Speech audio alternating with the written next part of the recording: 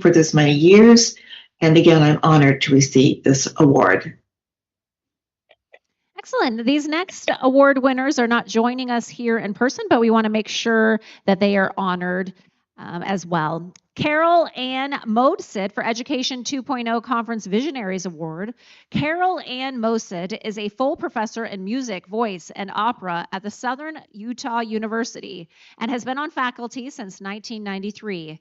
She has received numerous awards over the years and has sung both nationally and internationally. She has held offices in the National Opera Association and the National Association of Teachers of Singing, Cedar City Arts Council, and Cedar City Music Arts. Her students have won over 200 awards, and several are performing national and internationally, as well as teaching in secondary schools and universities. Congratulations to Carol Ann Mosid.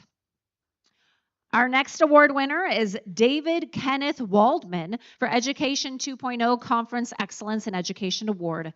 Dr. David Kenneth Waldman is the founder, CEO, and president of To Love Children International, Inc. He is an author, publisher, educator, and social entrepreneur dedicated to advancing educational opportunities for vulnerable girls worldwide. A former teacher, university instructor, radio, TV host, and publisher, he has authored children's books, academic works, and award-winning novel called Weep for Love. Congratulations. Our next award winner is Dr. Gary Magnifico for Education 2.0 Conference Excellence in Education Award. Dr. Gary Magnifico is the academic director and executive professor at Pepperdine University. With a PhD in industrial and organizational psychology from the California School of Professional Psychology, Dr. Magnifico is a strong research professional and thought leader. Recognized globally, he was honored as the Social Innovation Leader of the Year at the 2024 Fortunata Global Excellence Award. Congratulations to Dr. Gary Magnifico. Our next award goes to Dr. Hunani Eo, founder of EO Mind and Body and Health. Dr. Hunani is a clinical psychologist, healthcare leader, and founder of EO Mind and Body and Health. With over 14 years of clinical experience and a decade of healthcare leadership, she has led integrated care transformation, interdisciplinary teams, and large-scale program development. Her trauma and resilience-focused work emphasizes nervous system regulation, experiential learning, and community healing. Congratulations. This next award is for Lisa Hollingsworth for Education 2.0 Conference Excellence in Education Award. Lisa Hollingsworth is an education and awareness liaison at CASA New York City Associate Board. Guided by the belief that to whom much is given, much is required. Lisa Hollingsworth has spent more than 20 years advancing equity and trauma-responsive support for vulnerable youth. She is now focused on providing targeted one-on-one and small group trauma reduction counseling for children and young adults. Congratulations.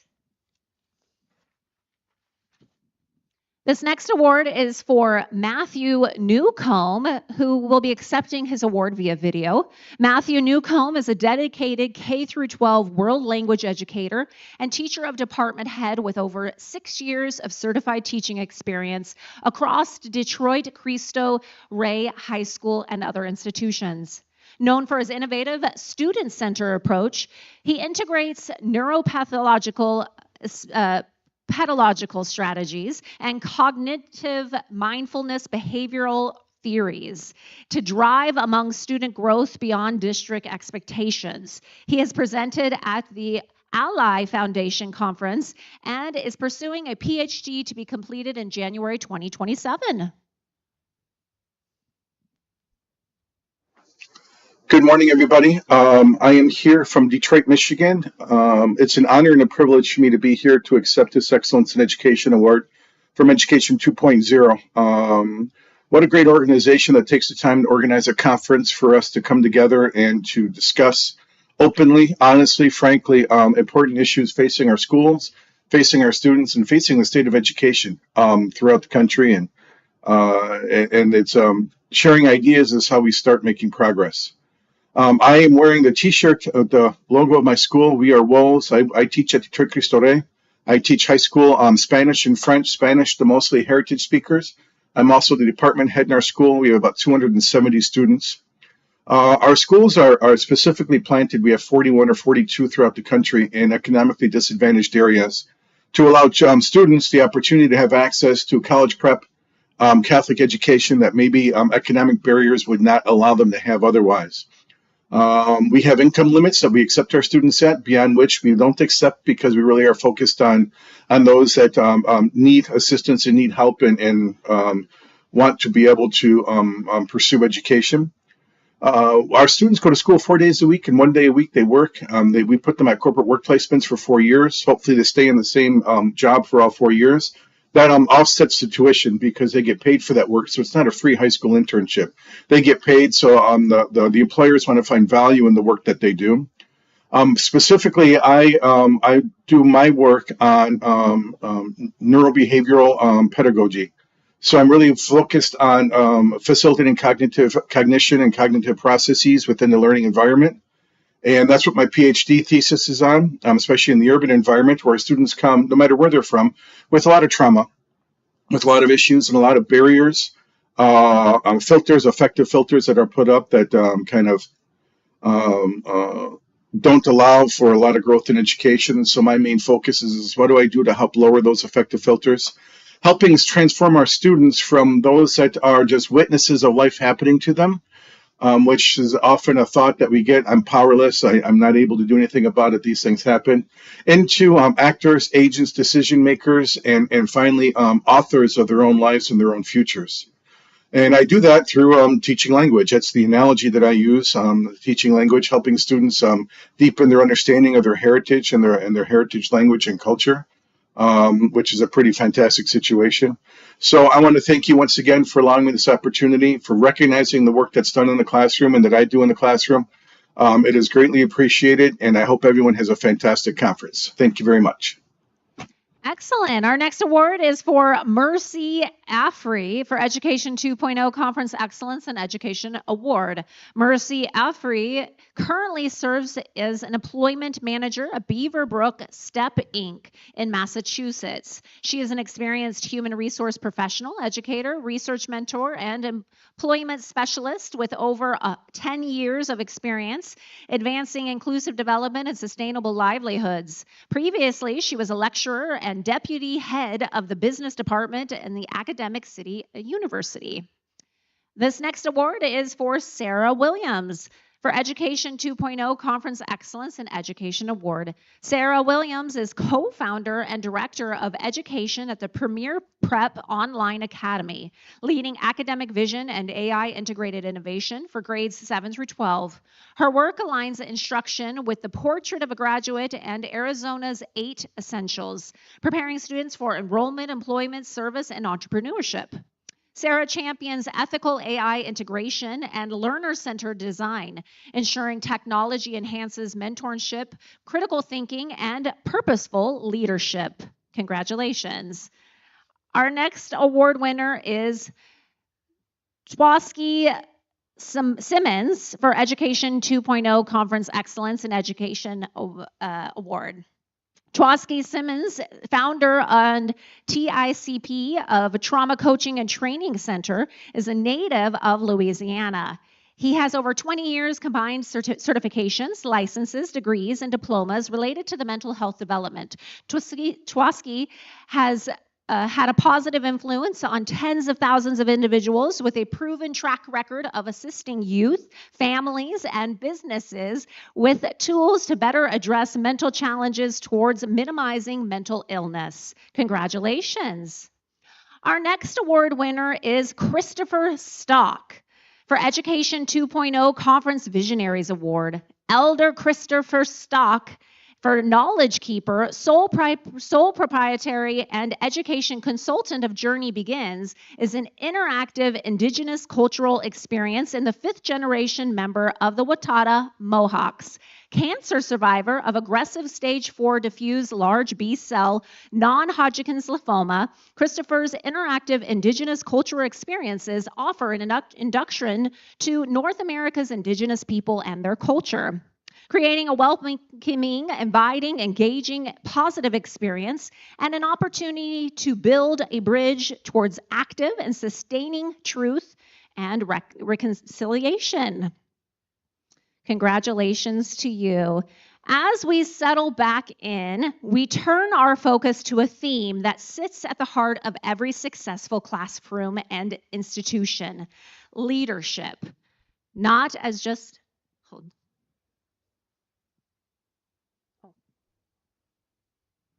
We'd like to rewind to go back to Christopher Stock to play a video from him accepting his award. Congratulations to Christopher Stock. Hello, I'm Aditya Tandon.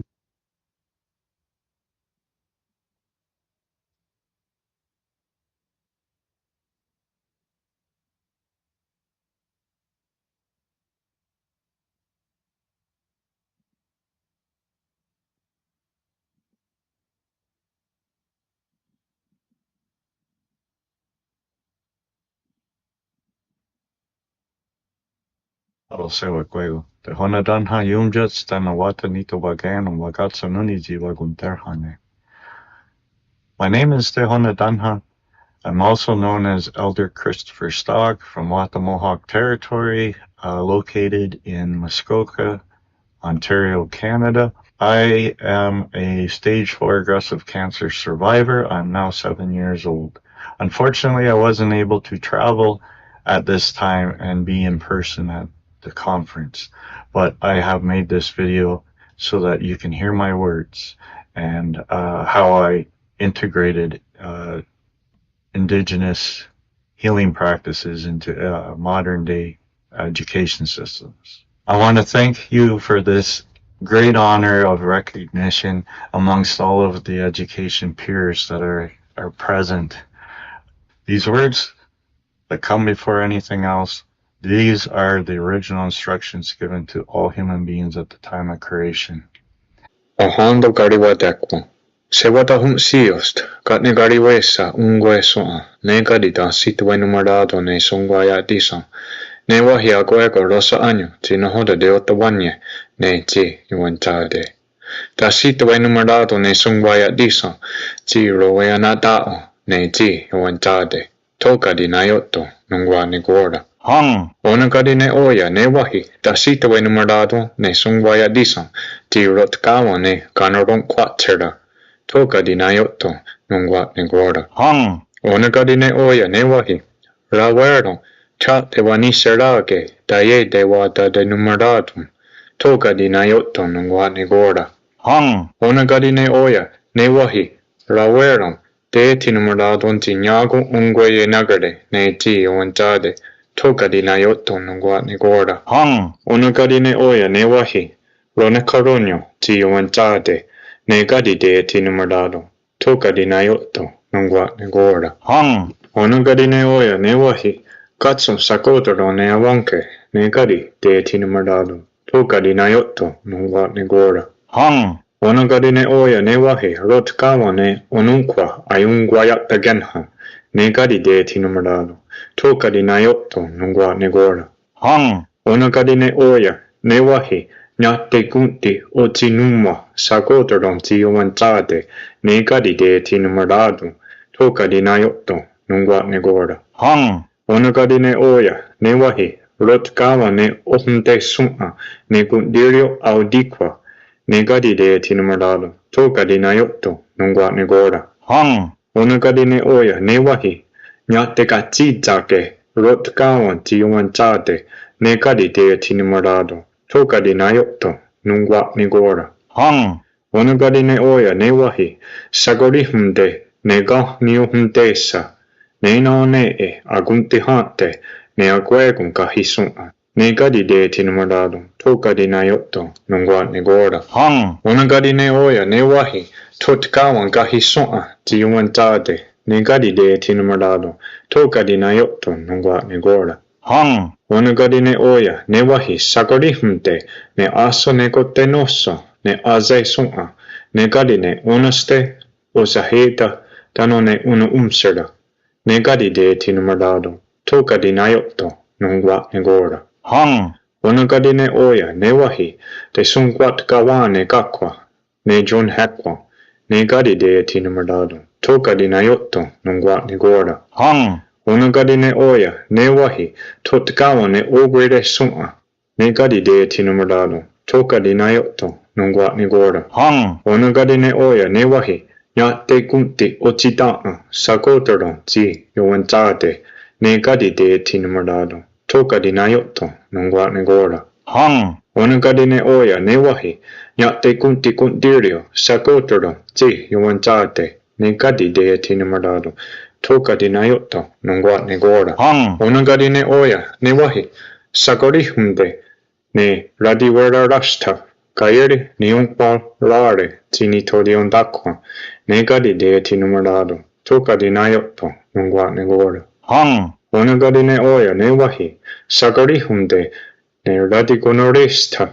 ne gadi de tinumardado, toka di nayotto, nungwa ne gora. Hung. Onagadi ne oya, ne wahi, sagari humte, ne radiveras, ka nata kotaro, on yeti wanarunke, ne gadi de tinumardado, toka di nayotto, nungwa ni gora. Hung. Onagadi ne oya, ne wahi, sagari humte, ne yeti sota ason tanka karakwa, dayago swat tedo, tini wasumtes, ne gadi de tinumardado, toka di nayotto, nungwa ni gora. Hung. Onagadi ne oya, ne wahi, rori humde, ne sungwa zia jokaneka karakwa, te hoswa tedo, ne gadi ta sitawai numerado, toka di nayotto, nungwa ne gora. Hung. Onagadi ne oya, ne wahi, sagari humde, ne ojistok wasuma, ta hodi swa tedo, tini wasumtes, ne gadi te tinumerado, toka di nayotto, nungwa ne gora. Hung. Onagadi a guego, a unte de wa de wayonto, a unte de waroro que ne nungwa ni gora, tano da sita we numerado ne sungwaya disa, tina hoda sungwa sa ani, ti yuantade, toka di nayoton nungwa ni gora. Hung. Doga o teno, da gadari hok takwe, I se gadinone e se waya datsun, on di se wat da sumtero, on di se wat gawe, ne ka numera dumsera, toka di num dagadari wat gweni, Tony Wanage. Now, Of these words, Wahando Gardiwa Dakwa, as a healing practice, these words do provide healing because it always talks about how we offer greetings of love, honor, respect, thanks, and gratitude to our Creator for everything that He has placed on this earth. This is what I use as my teaching tool. These are the original instructions given to all human beings at the time of our creation, when we were placed on this earth. And it's also part of reclaiming our identity as Ongwe people, because our language is. Thank you, Christopher, for that video, and congratulations to all of our award winners. Now, as we settle back in, we turn our focus to a theme that sits at the heart of every successful classroom and institution. It's leadership. Not just a position, but a practice rooted in clarity, purpose, and the ability to inspire others. Our next session, Learning to Lead Significance, Presence, and Calm Leadership, will explore what effective leadership truly looks like in today's evolving education landscape. It's about leading with intention, staying grounded under pressure, and creating meaningful impact for both educators and learners.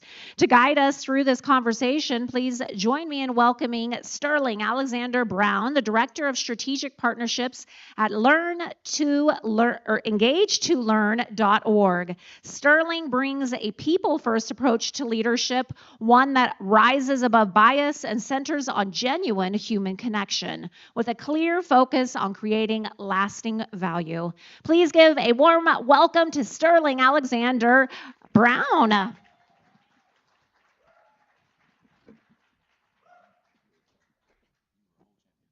Hello. Now we're getting started. This is great. Hello to our friends from India streaming. We're glad that you're here. I have my notes here. I go old school sometimes.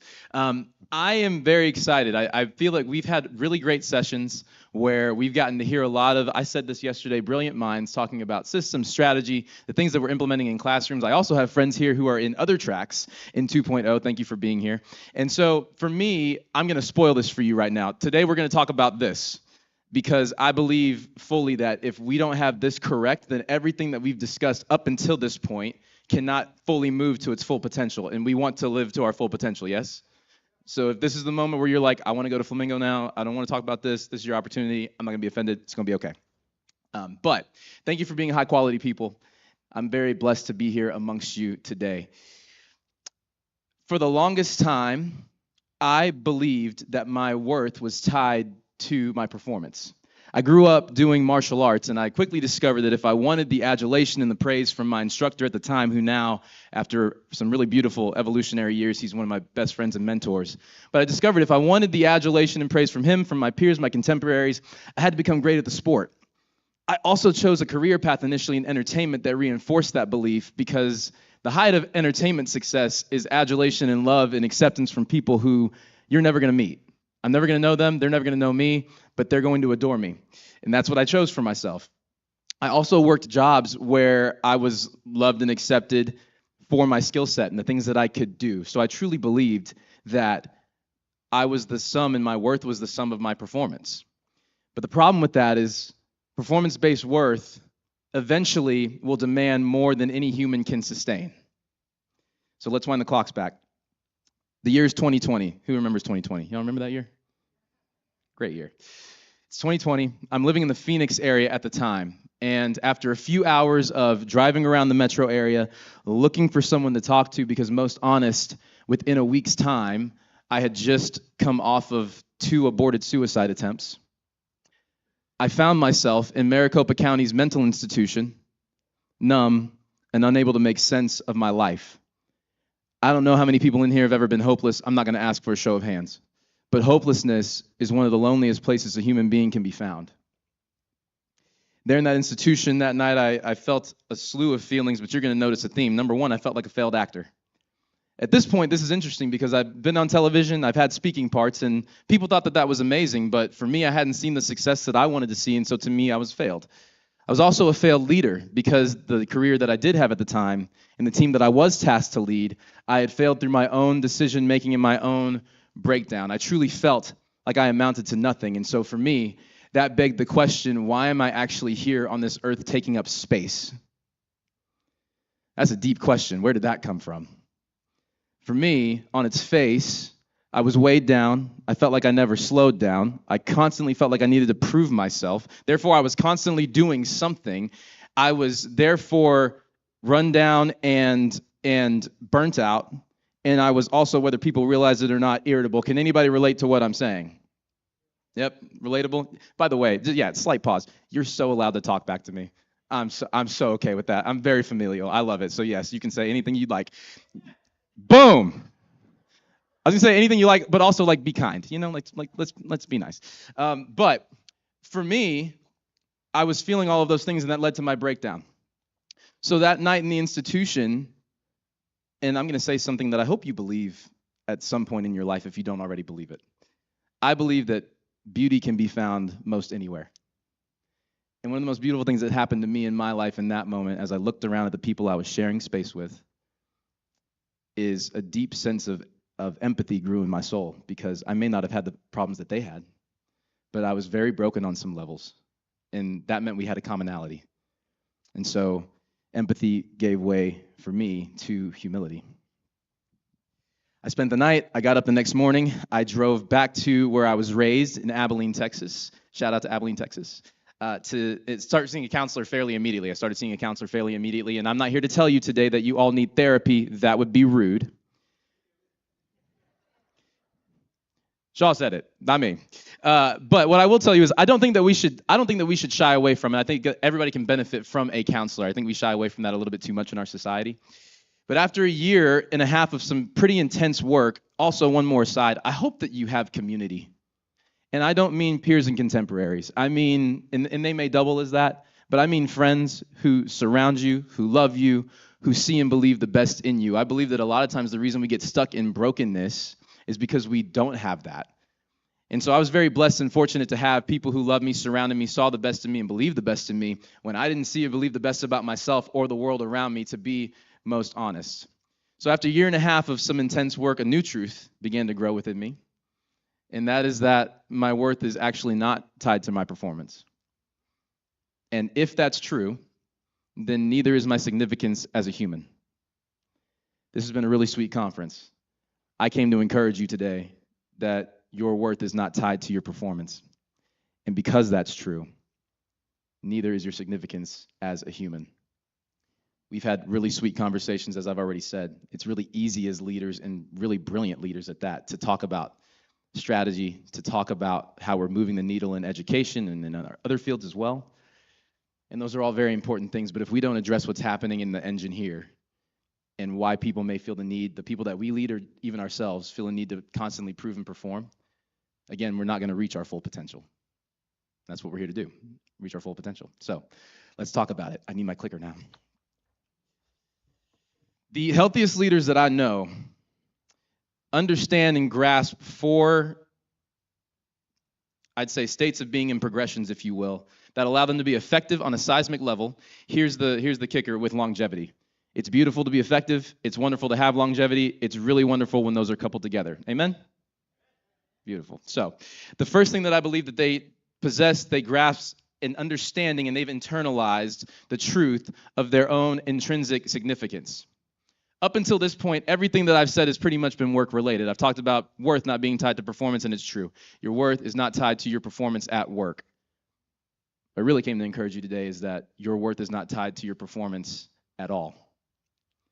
I left out a few feelings that I was dealing with in that institution. I was only speaking about feelings as they pertain to what I did. Let me fill in the gaps. One of the feelings was I'm a failed man.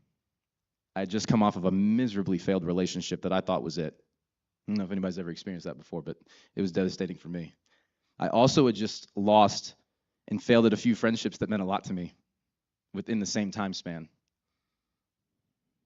I'm also a failed son. What on earth do my parents have to be proud of? See, this feeling of insignificance didn't start in what I was doing, though I do believe that leadership specifically is an area where the fracture shows up more clearly like an X-ray because of the close proximity to other humans that we share. But I believe that this feeling is actually birthed long before we ever do anything. Society would have us believe differently. Society has tied and helped us tie a lot of our significance to what we do. If you don't believe me, what is the first question that gets asked, or one of the first questions that gets asked within 60 to 90 seconds of meeting a new human? Go ahead, throw it out. What do you do? I hate that question. I hate it so much. It used to be fine. Now I really despise it. I despise it so much, I don't answer it the same way anymore. I don't even answer it. Some of you have actually heard me do this in this room. I'm going to pick on you, Laura. Can you come here really fast? Give it up for Laura. We just met. She thought I was somebody else. Then we got it straight. Let's come on. Let's workshop this together. This is literally how I answer this question.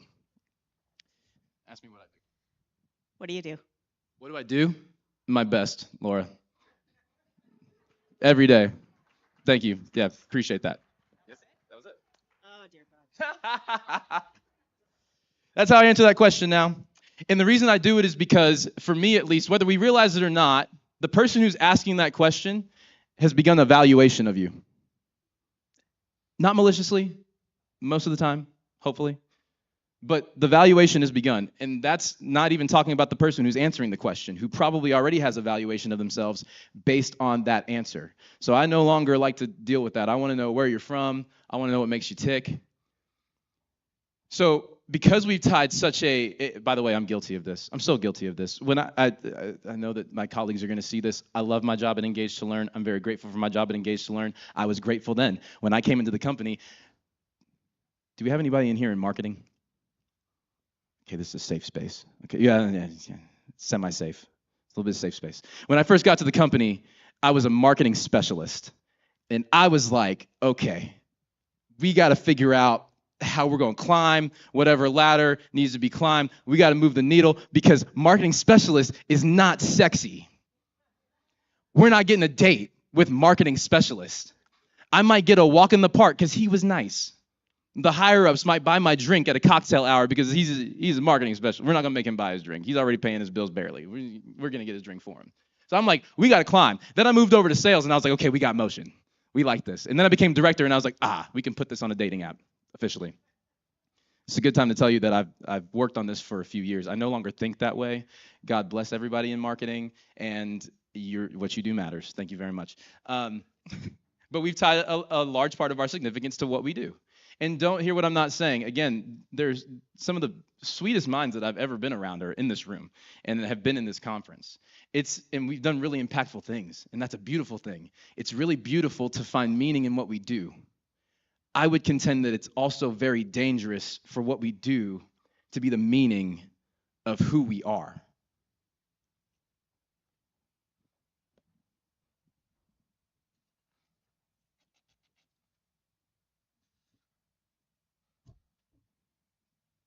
So for me, that ends up begging another question. If it's dangerous to have what we do tied to being who we are, then who are you when you're not doing? When you're not in motion, are you comfortable with you? Are you at peace with you? Let's take it a step further. A lot of us got awards here this week. Remove the awards. Remove the accolades. Remove the title. Remove your role. If you're getting semi-internally uncomfortable, it's probably a good thing. If all of that went away tomorrow, would you still believe you mattered? That's a beautiful answer. That would not have been my answer years ago.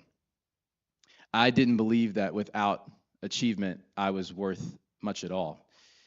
And we push a lot, and I've found, especially we work in K-12, and I've found a lot that the push sometimes is not for the right reason. Not that it's for a malicious reason, but the push is because if I don't achieve this, what's going to be thought of me? Rather than I know who I am and I'm making this push because there's something inside of me that the world actually needs, that these students actually need, that the people that I lead actually need. So I didn't believe that I was worth anything truly without having achievement. I wasn't at peace with myself. And I didn't believe that I was worth being seen, being heard, being understood, being loved, truly. Things that I'm completely worth just because I exist. All of you are completely worth being seen, being heard, being understood, being loved just because you're here. Amen. Your ability to internalize that, or another way of saying it is, to the degree that you're able to believe what I just said, may be an indication that you might need to intentionally pursue some level of healing. I don't know what that looks like for you. It may look like counseling. It does for me. It may look like a spiritual pursuit. It also does for me. Some of y'all might need to go to the mountains someplace and get in the dirt. And if that's you, God bless you. Love that for you. I support you. Could never be me. I just feel like if I'm going to die, there are better ways than exposing myself to Mother Nature and dirt and bugs and wildlife and other general perils that come along with Mother Nature. No. You can find me on a beach, sipping a Mai Tai, contemplating my life. Thank you very much. I like the amens. Amens are great. So I don't know what it looks like for you, but if you're in the room right now and you think to yourself, this does not really apply to me, and it probably doesn't apply to the people that I lead or the students that I have, I would love to gently challenge you with some statistics. According to the National Institute of Mental Health, anxiety is the most common mental health condition in the United States. 19.1% of adults each year are reporting. I just said reporting, meaning it's actually being documented. There's an anecdotal number as well, but this is reported anxiety amongst adults. There's 40 million adults in the United States. I'm going to breeze through this. 1 in 5 adults are currently dealing with anxiety that we know of, with a 30% increase in reports from 2008 to 2018 alone. We had a whole thing called a pandemic a couple years right after that. So in 2022, the number was 32%, 2023, 37, 24, 43%. It's been growing according to psychiatry.org. 63% of young adults, how many of you lead young adults or teach young adults? Yeah, 63% of young adults were dealing with anxiety from 2005 to 2017 alone. That number has only grown. Post-pandemic, 36% to 42% of all adults reported anxiety according to the CDC. Again, 1 in 5 adults in the U.S. Here's a really cool thing that I like about this conference. Again, shout out to our friends from India for streaming. We have people here and streaming from all over the world. So 1 in 5 US adults. Did you know that 1 in 25 humans have reported dealing with anxiety globally? Anxiety, what that means then, has become the defining condition of our time. Why is this important? Well, barring calamity, that would make it very understandable for anxiety to come up. Do you know most times when people are feeling angst, when they're losing who they are? So it is entirely important that we understand our intrinsic significance, and it's entirely important that if we don't, we pursue avenues of healing. So please be leaders who pursue that, and also, if you're able to, afford your team, afford students opportunities and avenues to do the same. It is completely important. And I'm going to remove the people that we lead from the equation. Once you as a leader believe that you're getting to a place and you can sense it, that you're growing, there's healing going on, maintain that. We have a responsibility. There's the healing phase, there's the maintenance phase. How many understand it is very easy to slip back into patterns? It's very easy to slip back into thought patterns, behavioral patterns. So it's entirely important then that we find and maintain the right physical, emotional, mental, and if this is you, spiritual rhythms that keep us healthy. It matters. It matters. In all sensitivity, a lot of what we deal with at times is not our fault. The trauma that we've grown up with, experienced, wasn't our fault. But once things begin to be illuminated and we begin to heal and we begin to grow, why on earth would we knowingly put ourselves or find ourselves through losing patterns back into the position to be hurt? Some of the things that we experience are self-inflicted. Why would we ever want to repeat the same mistakes? This is a guy who's repeated a lot of the same mistakes, but we work to not. Amen? Get free, stay free. Get free, stay free. Once you understand your significance more intrinsically, once you have pursued and you're maintaining what's being healed and being restored, a really beautiful thing happens. You begin to move with a grounded presence. Another way of saying that is a non-anxious presence. For the past year and some change, I've actually made this the focus of my life, is to carry a non-anxious, grounded presence, because it doesn't mean I don't crash out. By the way, I do crash out. I definitely crash out. But when you crash out, you retreat, you process, you deal with it, and then you show back up authentically whole and ready to go. So I do crash out. However, I did this initially because I just thought to myself, I want to be even keel. I want to be able to move like this regardless of the circumstance if I'm able to control that. I also felt like everybody around me was anxious, and I was like, I really don't want what you have, so I'm going to build this military grade level fortress so that if you come over here with your anxiety, it does not rub off on me. No, thank you. I just said if, but we just read the stats. It wasn't a feeling. People are actually just anxious.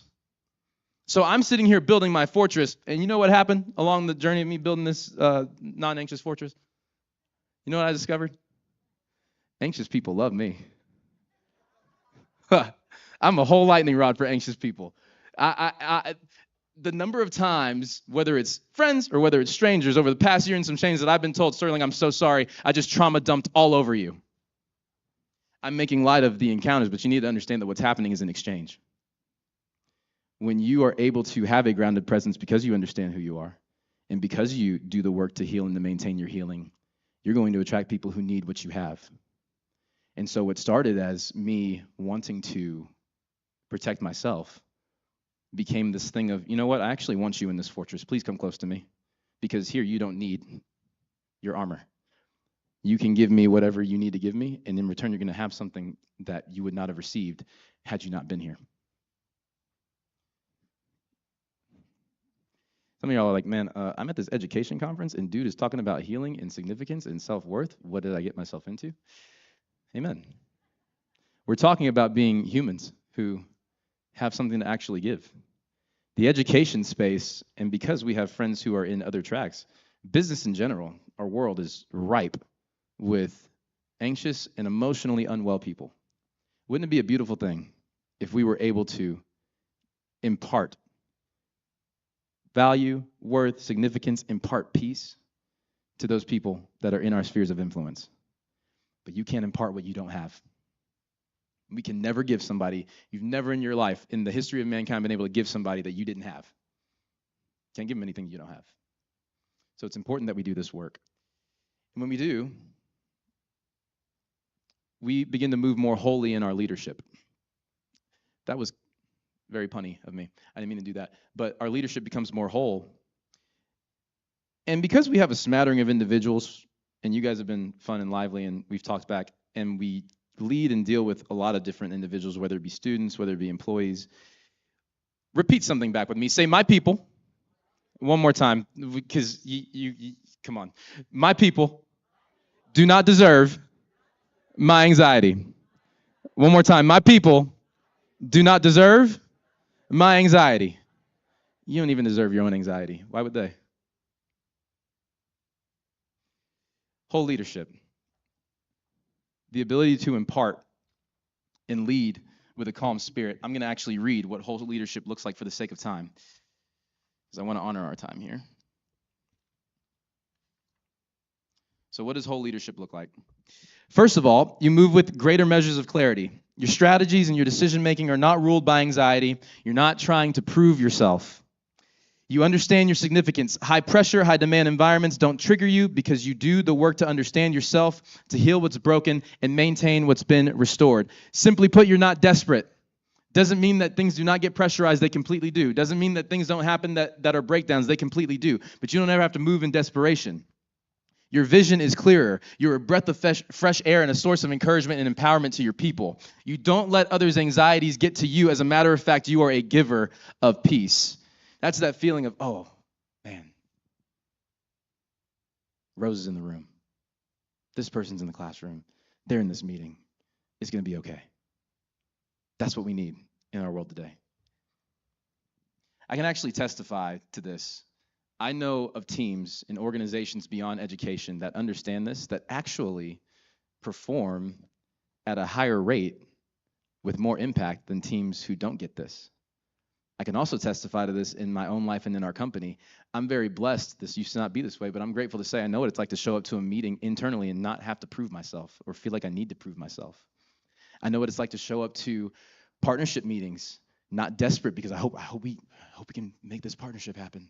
Because what's going to happen if we don't? I know what it's like to not be desperate. I also know, and people who are partners in this room understand, that sometimes things go awry, and you have to have the hard meetings. I know what it's like to show up to those hard meetings not anxious, because what are they going to think about me if we can't right this ship, or what's the company going to say? It's not about me. It's not even about this. It's about the kids. I'm okay. I've actually, this is new. I've had it happen now to where I said we would like to honor time. I'll set up a meeting with a potential partner, and it's a short meeting, and we get to the end of it, and they go, "Do you have a hard stop time?" And I'm like, "No, I do not. Thank you. What does that mean? What does that mean? Oh, thank you. They've been awesome this week. Can you give them a hand? Appreciate you. I'm gonna be done in 2. The 225 got me. Y'all threw me all the way off. Come on now. I love you. But I know what it's like. I know what that means to be able to be in a meeting and not be anxious and to be able to guide the ship well because of that. So I'm going to land the plane. Intrinsic significance answers, do I matter? Intentional healing answers, what's driving me? Grounded presence answers, how do I show up? Whole leadership answers, how do I lead now? If you'd like to talk to me after this, I will be completely available to share more of my story with you or just life in general, because you guys are amazing. When you know in your knower that you matter beyond performance, when you're driven from a healed place and not a broken place, when you show up grounded, how you lead can and will be impactful, sustainable, and it will leave a legacy. You guys have been awesome. Thank you so much.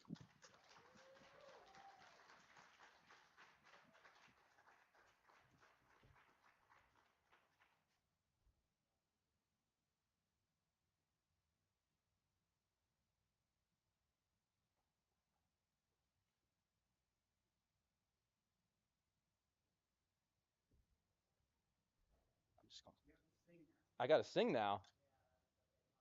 Dang. They said that? They said I was going to sing? No, I'm good. Yeah. Can I get my mic back, Joseph? Joseph, my friend, I'm so sorry. That's not your fault. You didn't know. Oh, you're great. I'll take Q&A, sure. I was not planning on Q&A, but this is great. Let's have fun. Do we have questions? I know you want me to, I can do that later. All right. Do we have any questions? It's okay if we don't. Yes. Thank you, sir.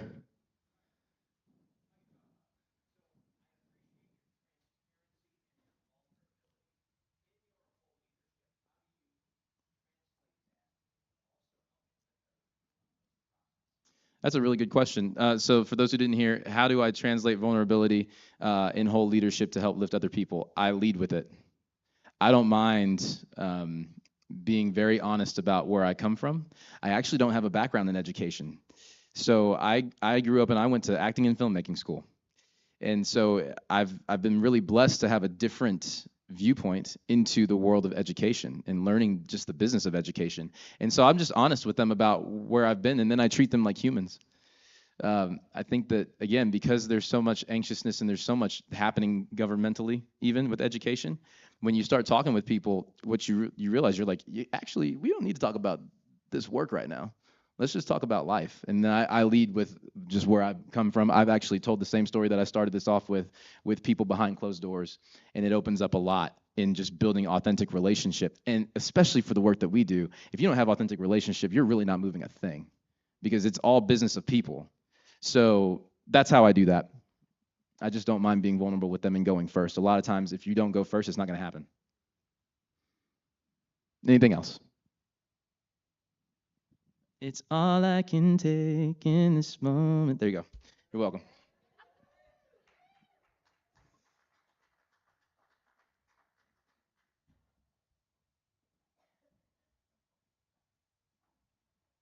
I was just getting into your song. You could have kept going. Thank you for that engaging session. Now let's turn our attention to a conversation that's challenging long-held assumptions in education. As we rethink what success looks like for students, it's important to ask, are we creating pathways that truly match their skills, interests, and real-world opportunities? Our next session, are we sending too many kids to college and not enough to trade schools? This invites us to look beyond the traditional route to consider a broader spectrum of possibilities. Please put your hands together for this next session's moderator. We have Armin James, a teacher at Emfriend Teacher Club, and our panelists, we have Colleen Fiamengo, educator and healthcare consultant at Periop Nursing Consultants, as well as Laura McDonald, the dean at Qualantan Polytech University, Nakia Avery, the CEO of Avery Consulting Services, LLC, and Julius L. Cartwright, the president of Apex Multifaceted, Inc. Please welcome them all to the stage for this next discussion.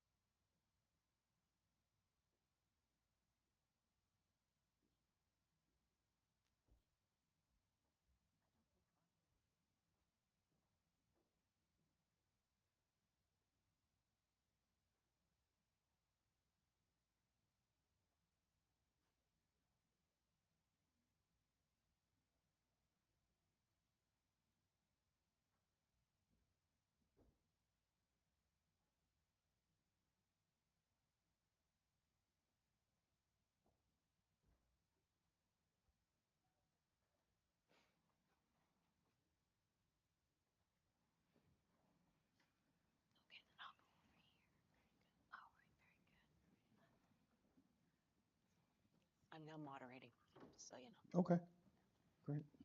So good afternoon, everybody. I'll get us started. As we were introduced, my name is Laura McDonald. I'm the Dean for the Faculty of Trades and Technology. Actually, following Sterling's speech, I feel odd right away starting with what I do. not gonna lie. But that's how we introduce ourselves, and in this context, that's what's important as opposed to Sterling's presentation. So I am going to say I'm the Dean for the Faculty of Trades and Technology at Kwantlen Polytechnic University. It's a university just outside of Vancouver, British Columbia, Canada. So I've flown up for the weekend, or the week, I guess, to be here and present with my esteemed colleagues. So looking forward to the conversation today. We're missing one member of our panel. So at the last minute, I'm thrown in as moderator. So please give me forgiveness, channel that Sterling, and recognize it's not my problem. I am just here doing my best. So I will hand it on over. We'll introduce the panel, and then we'll get into some really interesting questions and conversations. Okay, yes. Well, good day to everybody. My name is Julius Cartwright. I'm the president of Apex Multifacet. And what we do, Inc., is we work with career readiness, and we deal with this very topic of college versus trades. And right at the intersection is trying to offer more options to high school students, as opposed to taking a person to a restaurant and there's 5 things on the menu and that's all you can order. We want to expand that menu to include and incorporate trade schools because it's an overlooked option. And that's what we do, and that's what we bring to the table. I am Dr. Nakia Avery, newly Dr. Nakia Avery. My publication will be out 1st of September. It's the roles and, Congratulations. Yes. that's big. It's the roles and responsibilities of educational leaders in literacy. What we do at Avery Consulting Services is we are educational strategists as well as workforce strategists. We help individuals who are in the workforce, K through 12, with soft skills, with company policies, regulations, and things that they need to know to be successful in the workforce. In education, we have designed a 4-in-1 process for educators when they walk in the building. It doesn't seem like 1,000 things that you need to do in order to prepare your students for academics, but there are 4 things that you can look at that will help them to move those scales of underperforming schools from D's to C's and C's to B's. And so we provide them with a 4-in-1 strategy so that underperforming schools can be able to attain funding and be recognized for moving in academic levels. Hello, everyone. My name's Colleen Fiamingo, and I've spent 40 years in healthcare as an operating room nurse and educator. And I finally have my dream job. That's how long it takes to get your dream job, it seems like. And I have always done lots of different things, even while always being very clinically active. I just gave that piece up this January. But I currently do legal nurse consulting as an expert witness. I do curriculum development for operating rooms and really any kind of education platforms within healthcare. And I also consult with our business and industry partners in medical device companies. Basically, they want to know what's in a nurse's head. And every time I do one of those projects, I think, oh my goodness, I got paid for telling them what I think and what I already know. And it was the easiest thing in the world. So that's why I have my dream job, because it's what I'm finally doing is what I want to be doing with people who value what I have to offer them. So one of the other things that we were going to talk about is why is it important for us to talk about the things we're going to talk about today. And I think it's important for us to talk about this because I don't know about any of you, but at 17, did any of you know what you wanted to be or do or work when, and I see these, my own kids, people asking them when they were going off to school, well, what do you want to do? What are you going to major in? I don't know, like beer on Friday night. Isn't that what I want to major in? They don't know what they want to do. And for us to put that kind of pressure on them at this early stage, plus how many people start doing one thing and then do 5 other things before they're all done working. So that's why I think it's important for us to talk about it. Also, I agree with you. We even get to the age of 40 and 50 and we're still trying to decide what it is that we want to grow up and who we want to be in life. So sometimes we see students who admire us and what we do, and they say, "Well, I want to be like you," but we're still deciding ourselves. This topic was important for me because it is a very competitive world, is it not? And as educators, we have the responsibility of helping students with preparing for the future. Not just preparing for the future and preparing for the workforce, but preparing to be good community leaders. I work with school counselors on soft skills because many students, even though they go to college and they get jobs, many of them are not attaining those jobs after 1 year because they lack in soft skills. And what are your soft skills? These are your transferable skills that can be used anywhere. Time management, being flexible, teamwork, communication.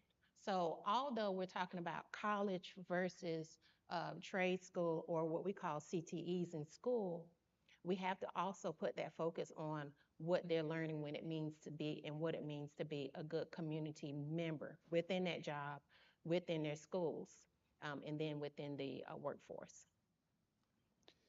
And it's very important for what we do because it's spot on. It just simply aligns directly with what we're already focusing on in all of our efforts and all the work that we do. First and foremost, I applaud anyone that goes to college or has applied to college and looking for a college degree. But I would have to argue the fact that growing up, most of us were told go to college, get a degree. But the dynamics have changed and everything's changing now to trades. And trades is many cases, it's a shorter time period. They can get into the work. And then if they have to pivot and decide to go back to school, there's still an opportunity to go back to school. And a lot of schools offer trades, but they don't offer as many as possible. And I don't blame them because the counselors and through our research show that the average in the United States is 1 every 386 students. So it's impossible for you to know and align a student up with a career path if they don't have one person trying to account for 386 kids. So I think that the trades are valuable. I think that it's no longer underrated. And we have a magazine that we produce biannually, and we cover stories of Gen Z, millennials, individuals who pivot that we just talked about, who end up changing in life. And I'm a product of that environment because I'm a real estate practitioner. And that's something that's not really talked about in schools. And I've been licensed for 39 years and I haven't punched a time clock since I was 22 years old. So it's been truly a blessing. I control my own destiny. And that's an opportunity that I think that should be presented. And if they don't choose to take that opportunity, as well as other opportunities in careers such as cranes and rigs and elevator mechanics and escalator mechanics and things that are not the traditional trades, they need to be able to look at a wide spectrum and make an intelligent decision. And so last but not least, I'll talk from the perspective of, again, a dean that oversees trades and technology at a university. So not traditional in the Canadian context, which is different than the American context. We have trades training right within a university that offers maths and sciences and arts. And so one of the reasons that I wanted to come and talk today was because I feel like I'm constantly pushing against the system. Even the vernacular of trades versus academic. I hate to tell you this, but trades are academic. I frequently say lives are dependent upon the work of trades workers. Everybody that made it to this site today, you drove a vehicle, which is dependent upon the work of trades workers. If that vehicle is not maintained or built properly, you are going to die. I hate to tell you this. The lights in this room are microphones. They're done by electricians, trusting that we are not going to be electrocuted. Lights go on fire, this place burns down. So again, it's important to me to come to the table and talk about parity of esteem, which is seeing the trades at the same level yet different than undergraduate. So the one takeaway I'll ask today from everybody before we get into our questioning is to just start by changing our lingo. Stop saying academic versus trades and maybe say undergraduate versus vocational. just to put them on the same level and stop the marginalization of the skilled trades.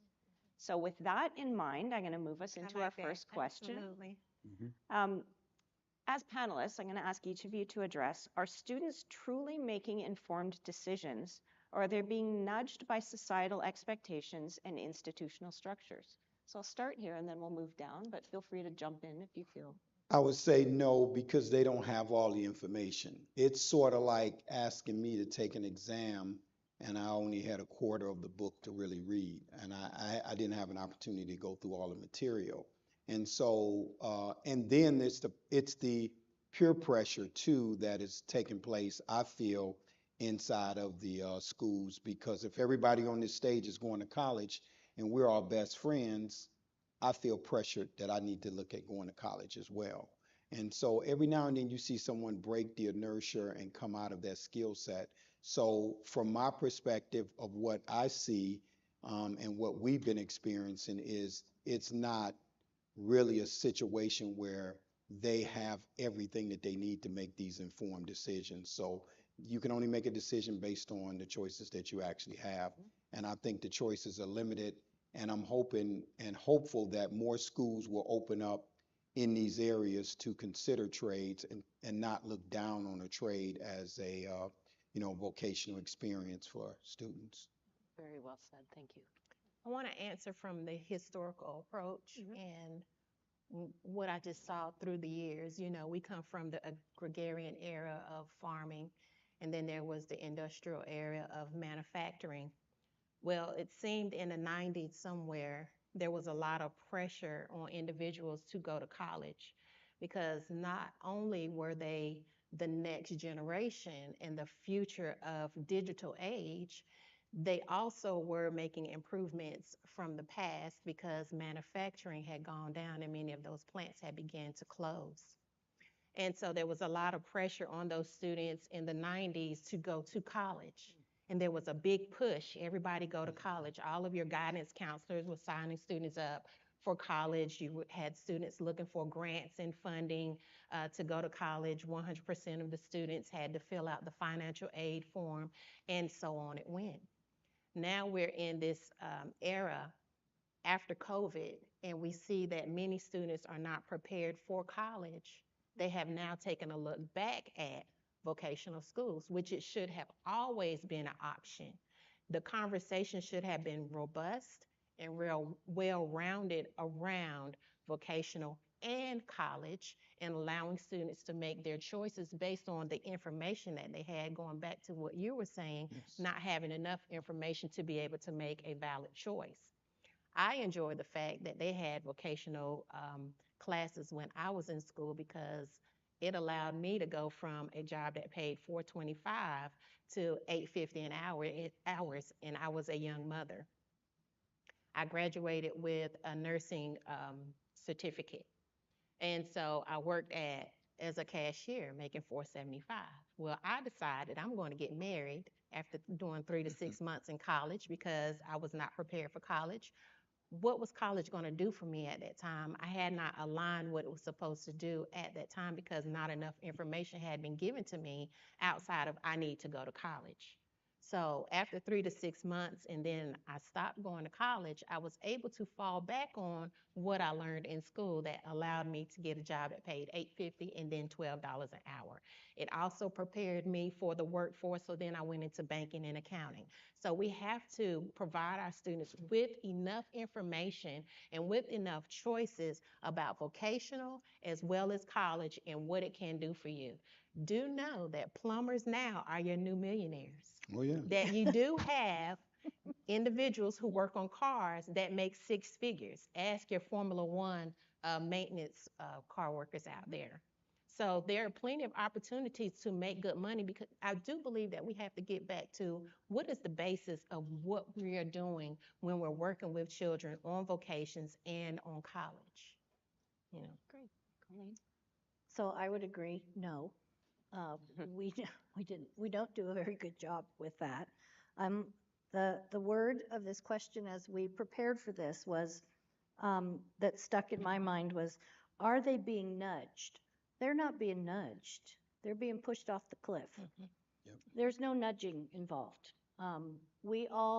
There's a theory in nursing that one of the ones that I love is, and there's an element of it where we all strive for normalcy.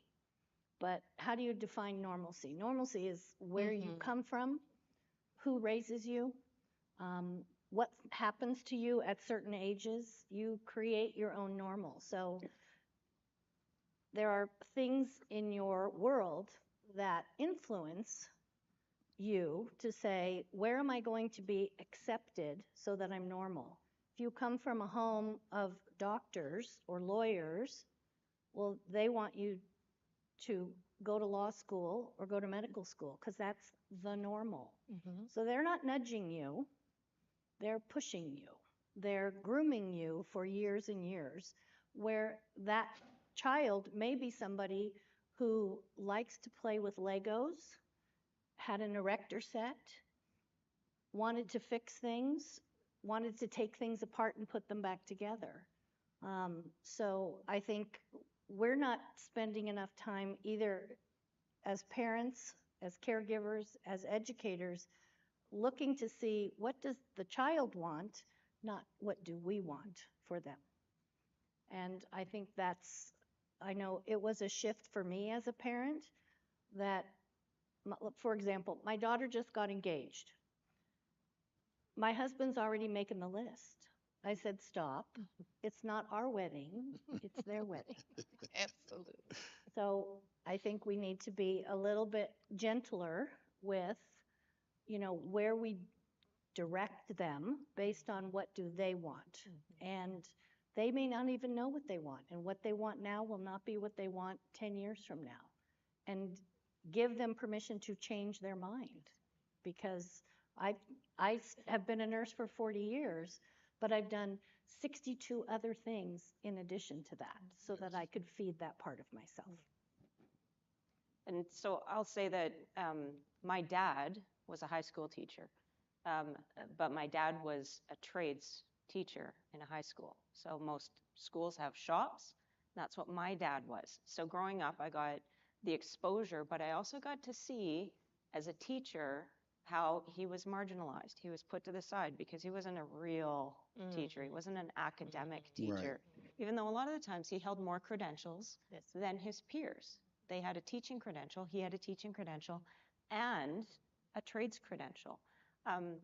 But there's this mindset that we have. And one of the themes that I heard as we were talking about the pathways, the nudging or the pushing off the cliff, are those societal perceptions. So that's going to bridge us into our next question, which is, what role do parents, counselors, and educators play in reinforcing or challenging those pathways? So this time around, I'm going to start at the far end and then work back this way. Sure. This is my favorite question, just because it's holistic in its nature. I think as parents, really our primary job, parents are educators. Parents are there to teach. That's what parents are supposed to do. I think communicating and socializing is an important thing, and also teaching children how to create relationships. I see a lot of, just in my own circle of friends, people need to stop enabling their children and doing everything for them and teaching them how to do it themselves and for themselves. In terms of the counselors, listening, what is that saying? God gave you 2 ears and 1 mouth so you could listen twice as much as you talk. So I think counselors are supposed to guide and then provide information. I think, Julius, you talked about it, but we don't get they don't give them the information. What is out there? What is the full scope of what the options are? So being current and then using some kind of an assessment tool to see what is your skill set? What are you good at? And then are those things in alignment with what you're interested in? I see that's kind of what counselors are primarily supposed to be doing. And again, open up all the options for people. educators, we don't have enough time to talk about what we're supposed to do because we kind of get to do everything. It's a privilege to be able to touch people's lives in ways. You know, I've had nursing students at the adult level of nurses going back to get their BSN after they've been working and, you know, teaching them how to write. I had adult nurses who were writing papers like they were charting in a chart. And I'm like, okay, you know, this is not a complete sentence, right? And my very first class I had, it was when I stopped using a red pen because one of the women said, I thought my paper was bleeding. I said, oh, I'm so sorry. She goes, but you corrected everything. I said, yes, I did. She goes, no teacher has ever taken the time to actually write the paper I was supposed to write. And so, you know, it's ongoing what we do as we have no idea whose lives we touch when we teach. We just don't know. I'm still friends with 3 or 4 of those people that I met 30 years ago as adult learners, and you know, went on to help many of them in their graduate work. So, you know, our job is I'm going to look to all of you to tell me because it's different every day for me. I have to do a different thing every day depending on who I'm with. Thank you. So as a former school counselor and also a school counselor trainer for those who are in their practicum, I work with them, and in my experience, I work with the elementary students and teach them to work with the elementary students on careers A through Z. I did not focus at the time when I was a counselor if it was vocational or if you had to have a degree at that time, unless we were talking about what you needed in order to obtain that particular career. The main focus was these are the types of careers that you can go into. And so we did A through Z. And as an elementary school counselor, I want to say this, you have opportunities to do so many things with those students. So it's great to take out the opportunity to make sure you're working with those students. And the A through Z career opportunities allows you to talk about all of those careers in between, whether it's vocational or whether it is you have to have a degree in order to be able to work in that profession. They will have parades, they will dress up, we will have community members come in and share. And so they got to see it not only from videos or me giving examples, but also from people that actually did those jobs that could come in and share with them. At the middle school and high school level, I get it. A lot of individuals say we don't have the opportunity to talk to students about vocations in careers and what all it takes, a bachelor's and how many years it's going to take. But I say do make that time for it. In middle school and high school, I always made time to work with the students, also focusing on those students that are in special education. We will have like a special education month. We will call it, you know, I forgot the name that we called it, but what those students could do was share their differences. We had pamphlets, we had individuals that will come out and share about different careers. So there's all types of things that you can do, but they just need that exposure. And that is the main thing as a school counselor that I would say. Make sure the students are exposed, and whatever level you are at, regardless of how tight your schedule is, there's oftentimes throughout the year where those things can be made available. And I would say that the vast majority of the teachers do a fantastic job, principals, counselors, although they're underpaid and overworked. And from a parent perspective, I feel like the parents, I know it's going to be difficult for a lot of parents because you want to make sure that you cradle your son or daughter to make sure that they go in the right direction. But I think you got to give them an opportunity to do something without being judgmental. So if I could cite 2 quick examples, I have an example of a guy in Dallas who was in school and he dropped out his second year because his mentor, and mentors are good, told him he should be a plumber. And his mom had a fit because everybody has degrees in the house and the family. And in 2023, this kid made $85,000. In 2024, he made over $100,000. His peer group is just graduating from college and they have student loan debt. And he also has his HVAC license, his electrical license, Wow. and he's pursuing entrepreneurship without a college degree, which is one of the reports that we wrote. And so this is what happens when now she's supportive, like, oh my God, that's great. That's, I can't believe it. It worked out great for him. So, I mean, and if it doesn't work out, they will pivot, they will shift and get back in alignment. Now, the other one's a little bit more difficult. The second story is a young man was going to a private school. I live in Cleveland, Ohio, and I won't state the name of the school, but they were paying about $40,000 a year, and he decided he's not going to go to college, and so he wanted to become an electrician. And so right now he's going through his apprenticeship, and I'm sure it'll work out with that young man too. But when we did our podcast and had the father on, he said, well, we certainly didn't send him to this school to become an electrician, and so he said that in a probably joking way, because when you're spending $40,000 a year, you're paying college tuition while the kid is in high school.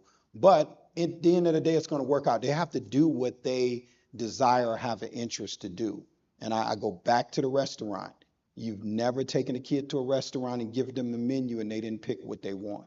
They may not have been happy with the decisions, but they made the decision. You did not order a hamburger or a chicken sandwich or steak. That kid ordered, or young man or young lady ordered what they wanted. Now, it might not have turned out the way they didn't like the way it tasted, but they did it. And you're preparing them for life if you allow them to make the decisions as a parent and you be supportive. And I think that's what's critically important. Yeah. And I think an interesting point that you brought up when you talk about school counselors are success stories of undergraduate education. So when you have somebody that's in that position that is a success story from undergraduate education that has received their teaching credential, moved into an institution, and is now guiding and mentoring young people, whether it's at the elementary or middle school or high school level, or, sorry, I don't know the terms down in the States. I think you have freshman, sophomore, junior, senior. Is that right? Yeah, Okay. you got it. I did know it. That sometimes, because I've had success in undergraduate education, I'm going to see a student and guide them in the path that brought me success. And maybe sometimes in the back of my brain think, you're struggling a little bit. Maybe trades is the pathway that's best for you. Instead of, I'm at the pinnacle of my career, in theory. Maybe it won't, pardon me, actually hit for another 40 years, but wanting people to follow the steps that I've taken that led to success. So I think sometimes maybe, and this is going to lead us into our next question, is this really a numbers problem, or is it a perception and values proposition? I know that there's a lot packed in that question. Anybody feel like fielding it? Everybody just not looking at me? Repeat the question again. Okay, I'm going to have to throw my lifeline out to some of the audience.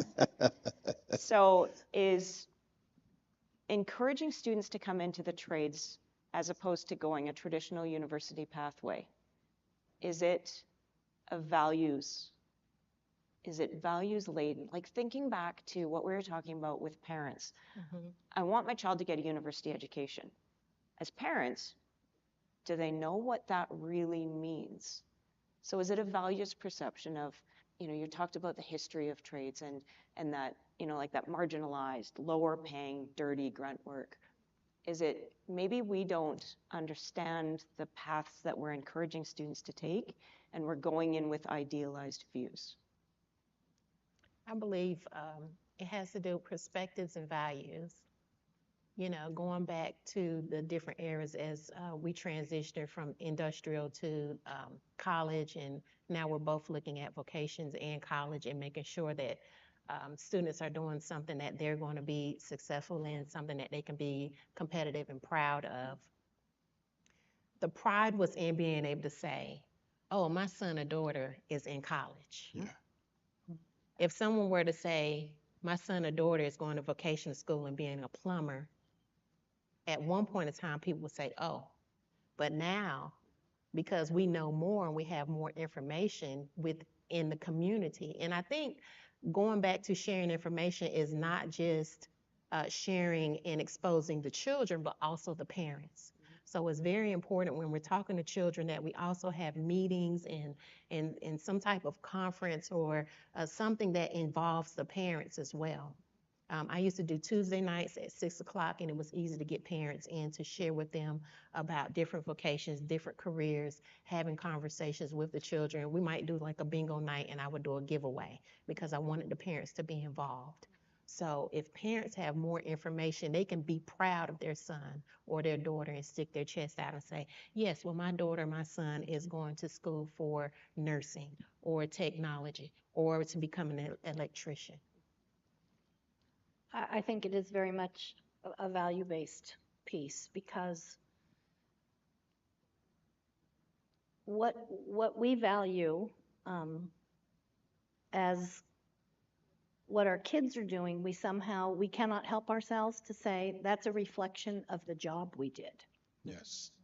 So if they're reach these very high pinnacle professional kind of jobs, I know I have a nephew who, I mean, he's brilliant. I mean, he's a Rhodes Scholar. He's, got a master's degree, a PhD from Oxford, Stanford, and a law degree from Stanford. And I mean, he's amazing. He's the nicest kid. But when I told him to put the two glasses down from the cabinet, he stood there and didn't quite know what to do with them. But the value system for my sister and her husband is he needs to be very highly successful, and they can then look at that as a reflection of what they did. And our value systems for everyone are different. My value system for my kids are you contributing to society? Do you help people? Are you kind? And are you off my payroll? So, that's my value system. How they choose to do that is their life. It's not my life, it's their life. So I think value systems for families or whatever situation children find themselves in is a huge influence. Is where will I be accepted emotionally by the people around me? Because we all want to be accepted. So I think value systems are a huge influence on choices that children make. And I would say quickly that the pendulum is swinging.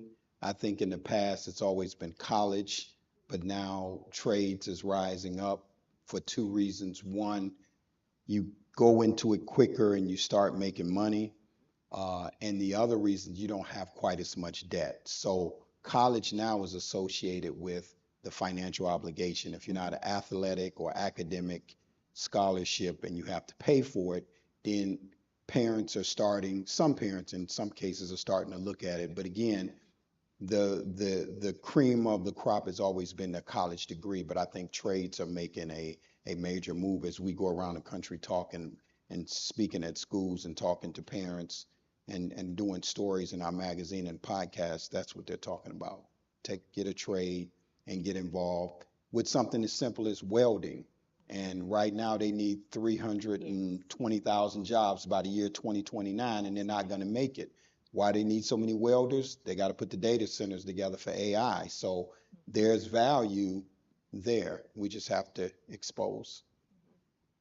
I think it's unfortunate that Sterling, from what I can see, is not still here, because one of the things, I mean, bringing it full circle, what Sterling said was, what do you do? Right? What do you do? And when there's value from the time that we're very young right through to adulthood, and you're making decisions on what do you do related to how do you make your parents proud? How do you keep up with your peers? The decisions that you make all come back to that question that we often ask ourselves, which is, what do you do? Right? I'm a dean. What do you do? President, counselor, nurse, entrepreneur, right? And that it's such an identifying piece of who we are, and we don't want anything that's a negative attached to that focus. So true. Yes. So I'm completely unaware of time because I don't know when we started, so I don't know. When we're supposed to stop? Yeah, I'm not sure when we're supposed to stop. I see a 3 being held up. 5. Which 5 minutes. 5 minutes, which tells me we have time for maybe 1 or 2 questions, Question? if anybody. Yes. Oh, we got some questions. Here? Oh, 11 11, minutes, okay. even better. Oh, sorry, I think it was right right in here. front here was someone. Oh, or not. We'll get you, don't worry. We see you.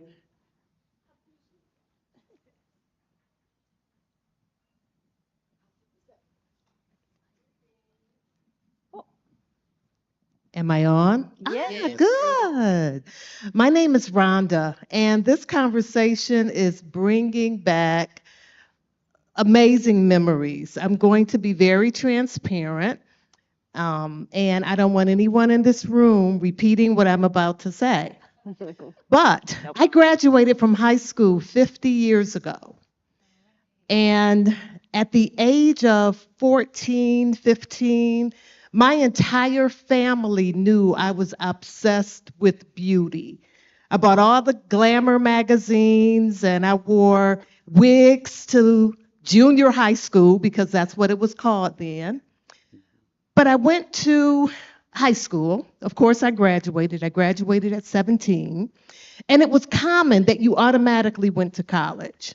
I didn't want to go to college. I wanted to be a makeup artist in Hollywood. And that would always be my answer. What do you want to do? Well, I want to be a makeup artist in Hollywood. But as it turns out, I did go to college. I went to Wayne State University. And I could only be there for a very short time because my mind was on being a makeup artist in Hollywood.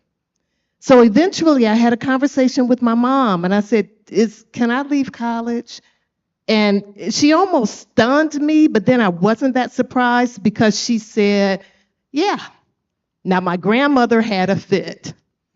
But I'm bringing all this up because I'm sitting here and I'm dumbfounded that after all these years, not much has changed. And just to back up, to give it a little more context, I stayed in the beauty industry for 27 years, a co-owner of a beauty salon, had my own line of makeup, learned, trained under a facialist. So I had a level of success. But to hear that nothing's changed, so I don't really have a question. So, well, I do. Why hasn't it changed in 50 years? That is so disheartening. I have a full dissertation if you want to read it about all the reasons it has not changed. Yeah, I mean, the unfortunate part, I will answer that, and Sure. of course the panel is welcome to answer as well, is I think that the hierarchical structures that we have in post-secondary education necessitate keeping the status quo. And I think it's really unfortunate that we do that to youth.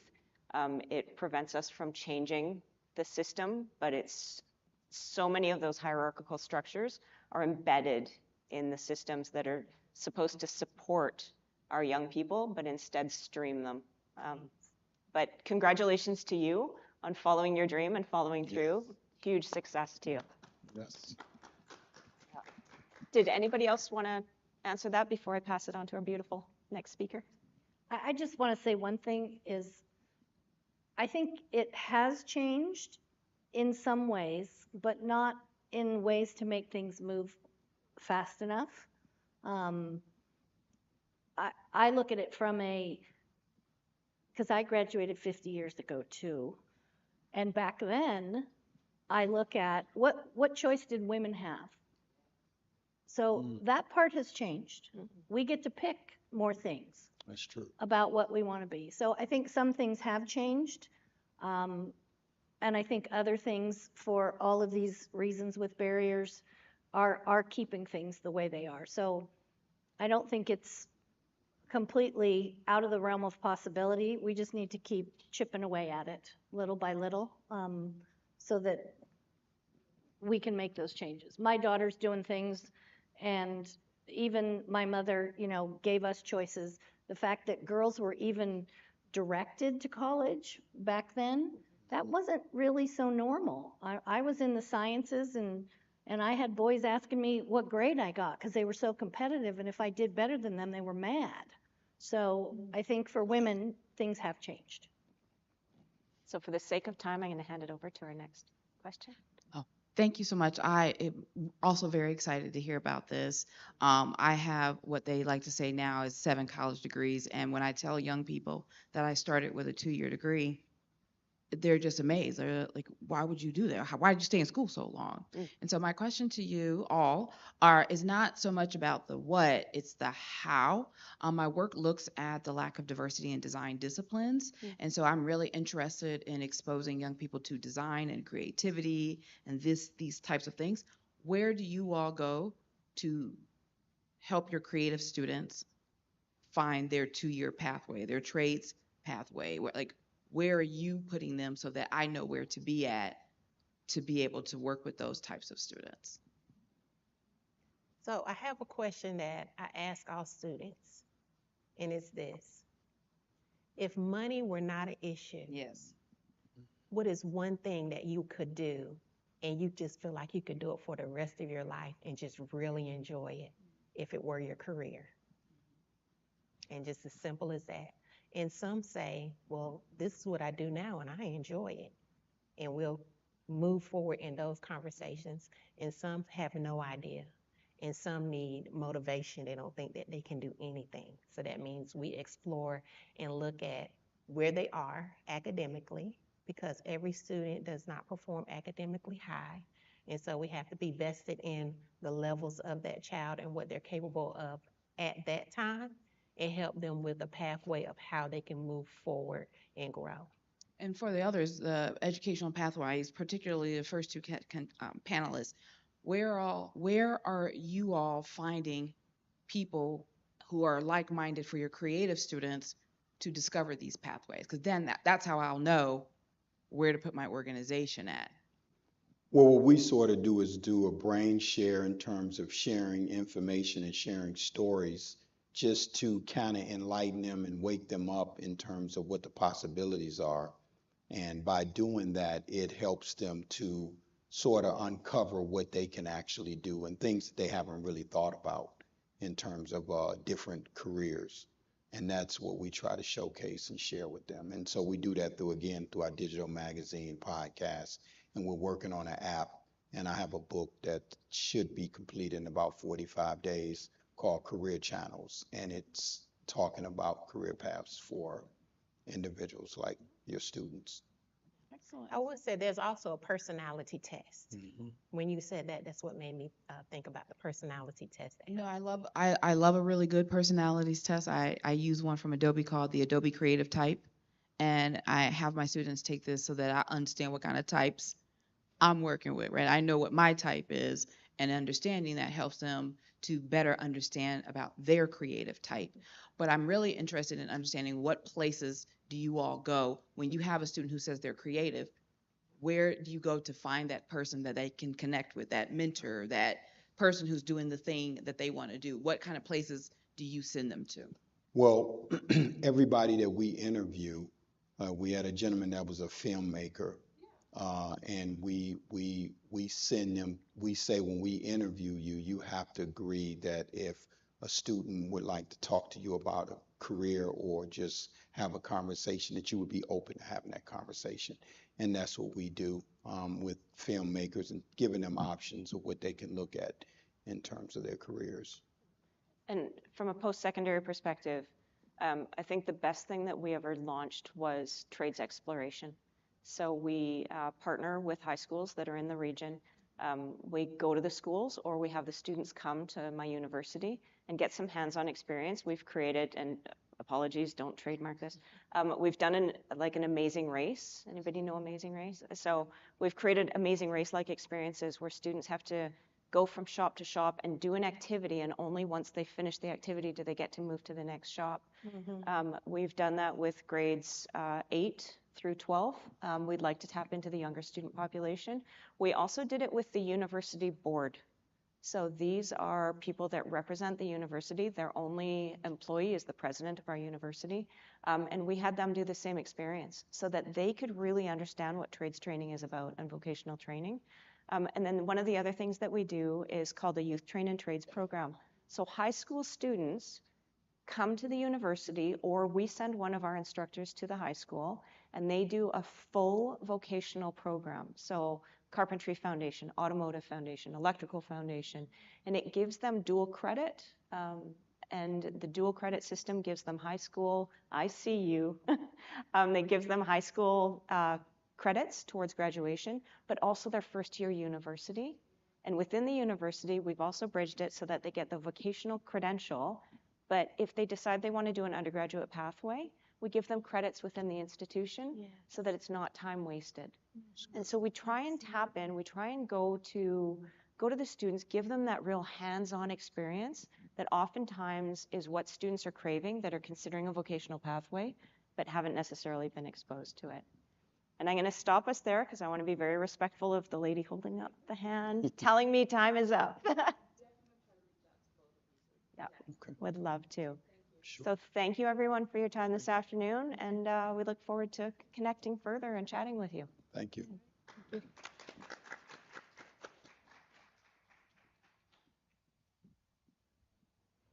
Thank you, panelists, for that powerful discussion. Today, many educators are transforming their knowledge and experience into something larger, shaping systems, influencing communities, and driving change at scale. As the landscape of education continues to evolve, the opportunity to lead beyond traditional roles has never been more relevant.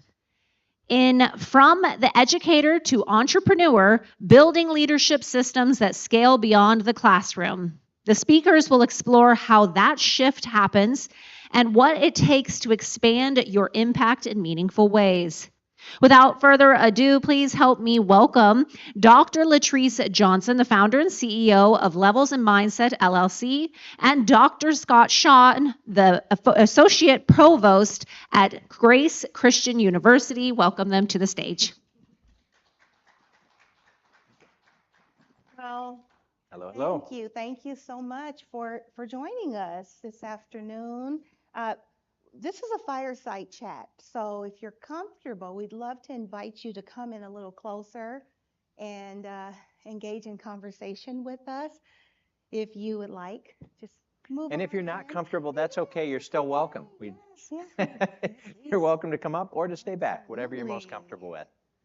So our hope is to be informal. I know it's later in the day, day 3. No less. And I know you've had a lot of information throughout this conference, and so hopefully this will be something to kind of solidify some things that you have been maybe thinking about as educators, but also entrepreneurs. So we'll keep it fairly light and engaging. This is, again, just a chat. So our topic is from educator to entrepreneur, building leadership systems that scale beyond the classroom. So as we were chatting, we got together over lunch. That's one of the best things about Education 2.0. Like you can chat, you can connect, you can meet people. It's been great. We're finding out we have so much in common. Yeah, right? Who would have thought? But both have, higher education credentials and coaching certifications. So we both have coaching practices that we do. Also have a law enforcement connection there, my background and her husband's background. Yeah. Kind of fun stuff. So this should be just a really good conversation. As we get going, you want to start us off? I just want to tell you who I am. So you heard my name, Dr. Latrice Johnson. I am an educator who started out as a teacher. And something I told Scott over lunch is that who would have known my first year kindergarten teacher one day would become an entrepreneur? And so almost 30 years in education. I've taught all of elementary, some middle school. I currently support student teachers out there in the field. That is my day job. So I work for the UC system, but I'm here for Levels and Mindset, which is my educational consulting company. And through my educational consulting company, I support school leaders in going from reactive leadership to responsive leadership.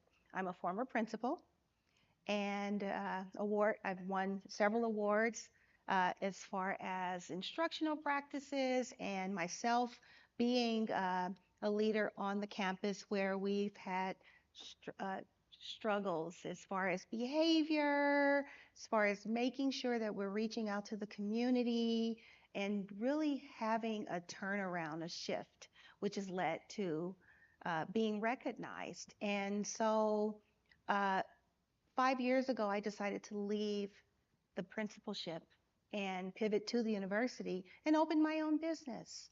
And I did that because I saw that there needed to be a change. There needs to be a change of how we support our teachers in the classroom, but also our leaders who are shifting from classroom to leadership. And so the work that I do, I'm actually in the process of becoming ICF certified. I'm almost there.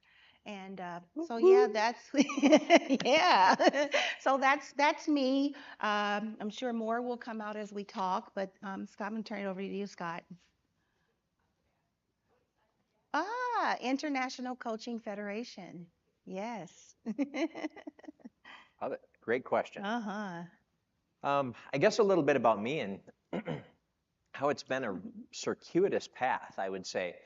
In college, I could resonate, with what Sterling was saying with that anxiety among some of our students. I work with college students, and many of them have anxiety, and part of that is around, what do I want to do when I grow up? And there's this pressure, I think, in our K-12 education, but especially in college, you have to pick a major. You can't just keep studying and studying, although some of us do anyway. But I know trying to pick a major, I started in business. It was a flop and got invited to leave college, those special dean letters, so I respect the deans here, that said maybe you should think about something else that doesn't involve a college education. And I worked for a builder for a little bit and realized, okay, maybe I do want to go. Didn't know exactly what I did want to do, but found a program that had a minor in aviation. And I was like, that sounds kind of fun. I could fly planes. And ended up having part of my undergrad degree embedded with the flight training program for AMR Combs, at the time, one of the feeders for American Airlines. And realized, as soon as I graduated, that I really didn't want to do that. But it gave me some transferable skills. And hopefully that'll be part of our conversation. That, I'm really good with checklists. Things don't really stress me out much. Because, if you're flying planes, landing can be stressful if you have a good crosswind. I would even say critical thinking skills. Critical thinking skills, yes. Mental resilience. Oh, yeah.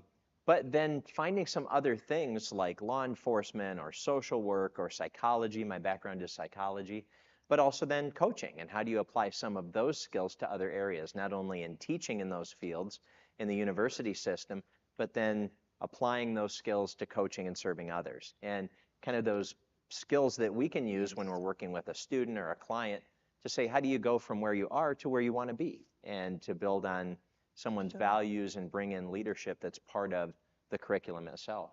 What I love most is, if you listen to each of our stories, is that ability to pivot. And not, and it goes, I was listening to the panel before we came on, and the information that was shared was about finding what is best for the person, whether it be college or career, even beyond college and career.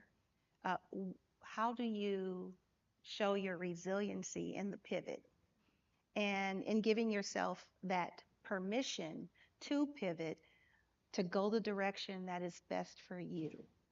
And so I'm going to leave it there because I want to pause to see if anyone came in with a burning question that they really wanted to ask, because I could start just going on and on about my journey of entrepreneurship.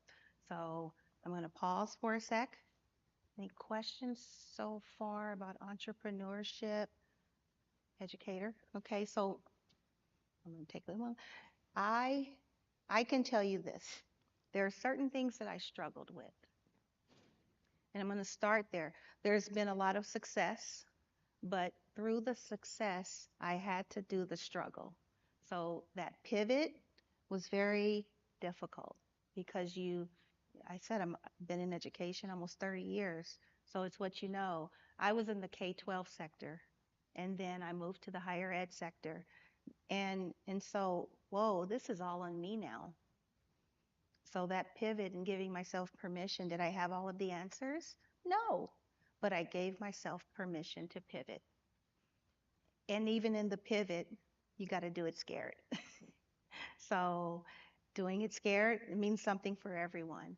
But I can tell you, I tapped into the skills that I had already had. I said I was a principal. I was running a business.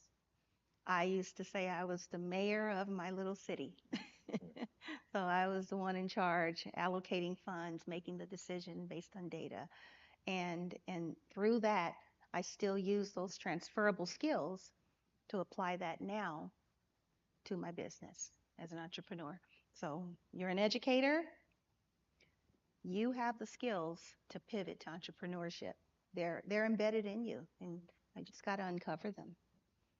Any thoughts there? Well, yeah, I'm thinking, one of the things that I do in addition to teaching is just continual learning. So yesterday we had a conversation on growth mindset. And I think, as we move or pivot, we still retain those transferable skills. But as my career has progressed from, moving from industry and therapy roles and social work and policing to higher education, I've had to figure out, going in these roles, PLOs and ILOs, I'm kind of pointing at you because that's your world, like institutional learning outcomes and program learning outcomes, and how do you assess those things? And that's a different language, even though kind of, I guess, maybe in the clinical sense, like writing a treatment plan, Right. but, having to retool and go back and get some more education. But it doesn't mean that I also gave up where I came from. And those are things that I still do. I don't want to call it a side hustle per se, but I still maintain a private practice. Sometimes in education, we don't make the most money. This might be a surprise. It's shocking to some of you here, right? We do it because it's a love project, it's a passion, and, bless us all who are serving students well. But there's also that entrepreneurship that if we can take those transferable skills from education, from other training, from our connections, right? Building relationships with people, much of what we're doing here at Education 2.0, that there's also ways that we can expand our reach and sometimes even expand our bottom line. Yeah, yeah. You mentioned the acronyms for you just mentioned. I thought about KPIs. I thought about ROIs. Yes. Does anybody know what those are? KPIs and ROIs? Yeah. So Key performance indicator. Percent- And one of my things is ROI, ROI return on discussion. investment, right? Yeah. So I, as an educator, did not use those terms. But when I found out what the terms meant, the definition, oh, that's data analysis. Okay, we do data analysis in education, right? We live on data, right? If you've been a part of a PLC meeting, or just a PLC environment, that you're doing data analysis because it's going to inform what you do next. It's going to inform how you lead. It's going to inform your instruction. And there are so many avenues that you can take to gather that data. So as an entrepreneur, you're shifting those skills. Those are the transferable skills. You're shifting them now to call them KPIs. How many leads did you generate? Out of those leads, how many did you convert to paid clients? So those are the KPIs. And so that's just one example. What are your sales? And from those sales, what's the revenue? And so from there, you're thinking on return on investment. Continue learning. You're shifting, you're creating access for yourself in an environment that you're not as familiar with as you thought. So having a business coach, I have a business coach. Even though I coach, but I coach leadership, but I have a business coach. I recently hired my daughter. I'm showing her the way as well. She's my consultant, my marketing consultant. She's the one who's marketing for me. I was doing it all by myself, solopreneur. But you get to a point where you start to get your revenue in order so that then you can then bring on the supports. Again, you're running your own city, just like I did when I was a principal. That was a mouthful. I started going on and on, but any questions arising out there? I like to check in with my audience every now. Yeah, absolutely.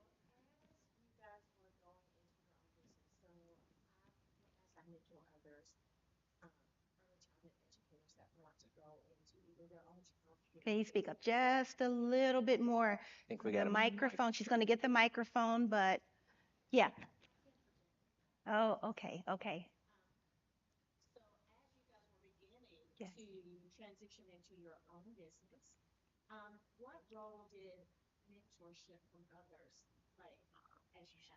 Yeah. You want to go for that one? Yeah, I would say Yeah. it's huge. I still have a couple mentors and coaches that I meet with regularly. A couple that I'm meeting with right now that are just huge influences. Dr. Dave Eisler, former president at Ferris State University, we get together, and also Dr. George Grant, first African-American president of Saginaw Valley State University, was my professor and then my dean, and we've just stayed in touch where we're friends, but also, okay, they're in a higher position than I am, and how can I still continue to learn from them? Because they have experience, perspective, connections that I don't have yet, right? That growth mindset yet. But by surrounding yourself with other individuals who have strengths and abilities and experiences that you don't yet have, that's where I think it's especially helpful to say, okay, a mentor, a coach, someone who can kind of build into my life in a way that I can grow and learn from them. Yeah. And I would say anywhere in your professional career, like the gray hair is real. It's not just from trying to dodge the people trying to put the stuff on my eyes. But yeah, so, but I think there's always someone who's in another place or perspective that can still kind of breathe life into where we are professionally. Absolutely.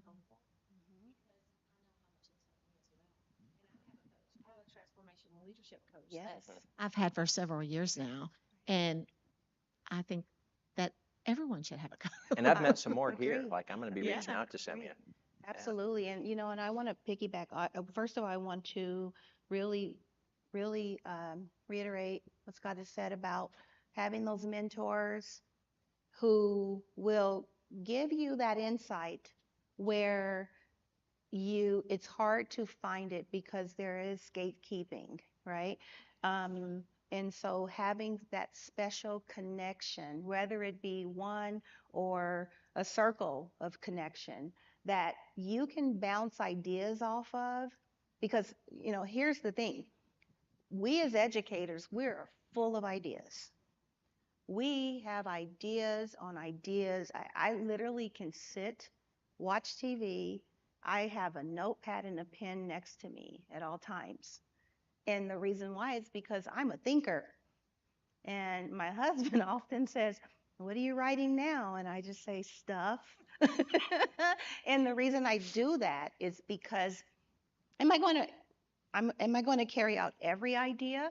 But because I'm an educator and I'm a lifelong learner, I think it's very important that I continue to generate ideas. So I'm a visual learner too. You see, I'm doing this because that's important too. But here's the thing. Even with those mentors out there that you seek and having a coach, I completely agree. And that's why I decided to do the coaching, to take away that stigma that you have a coach. What's going on with you that you need a coach? Well, it's smart to have a coach. Kobe Bryant had a coach. I mean, wise. Olympians have coaches. Olympians have coaches. They're pretty good. Why can't we? We need coaches too. It shouldn't be a stigma.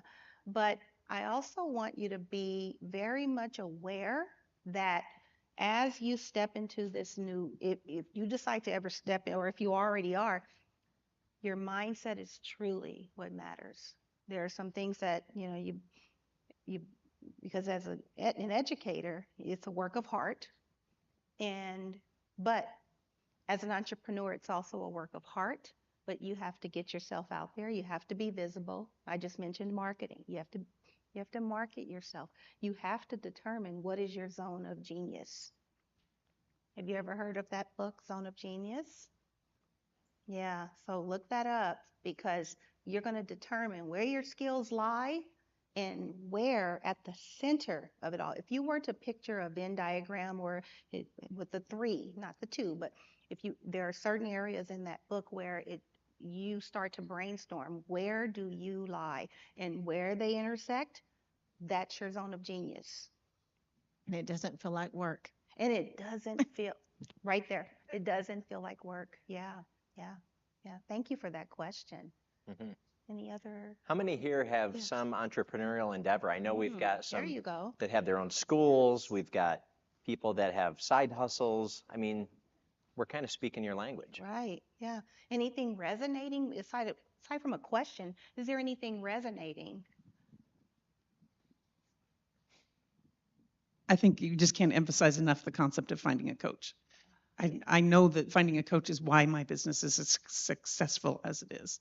And then I'm also passing that on to the tutors that are on my team. As I bring a tutor on, I always tell them, if at some point in our journey together you decide you want to start your own business, I'm happy to connect you with the mentor that mentored me through the process of starting mine. And I think that's part of what we have as educators is we don't have to feel like we're in competition with each other. There is more than enough clientele out there for us to serve that we don't have to be like pushing people away. Well, I don't want you to learn about what I'm doing because you might take a client from me. No, there's plenty of clients and we can support each other and help each other. I ran a home daycare for 7 years. And and your comment earlier really resonated with me too, because I remember being in the early childhood education program at my university and asking the professor, why are we not having business courses? And she looked at me and said, well, that's a good idea. And then it never happened. And I did end up running a home daycare. And that experience of running that business has now helped me run my tutoring business. But the other thing that happened when I was running my daycare was I went into it with that attitude of all the other daycares in the community, they're my competition, and quickly learned that we can all only take 6 kids.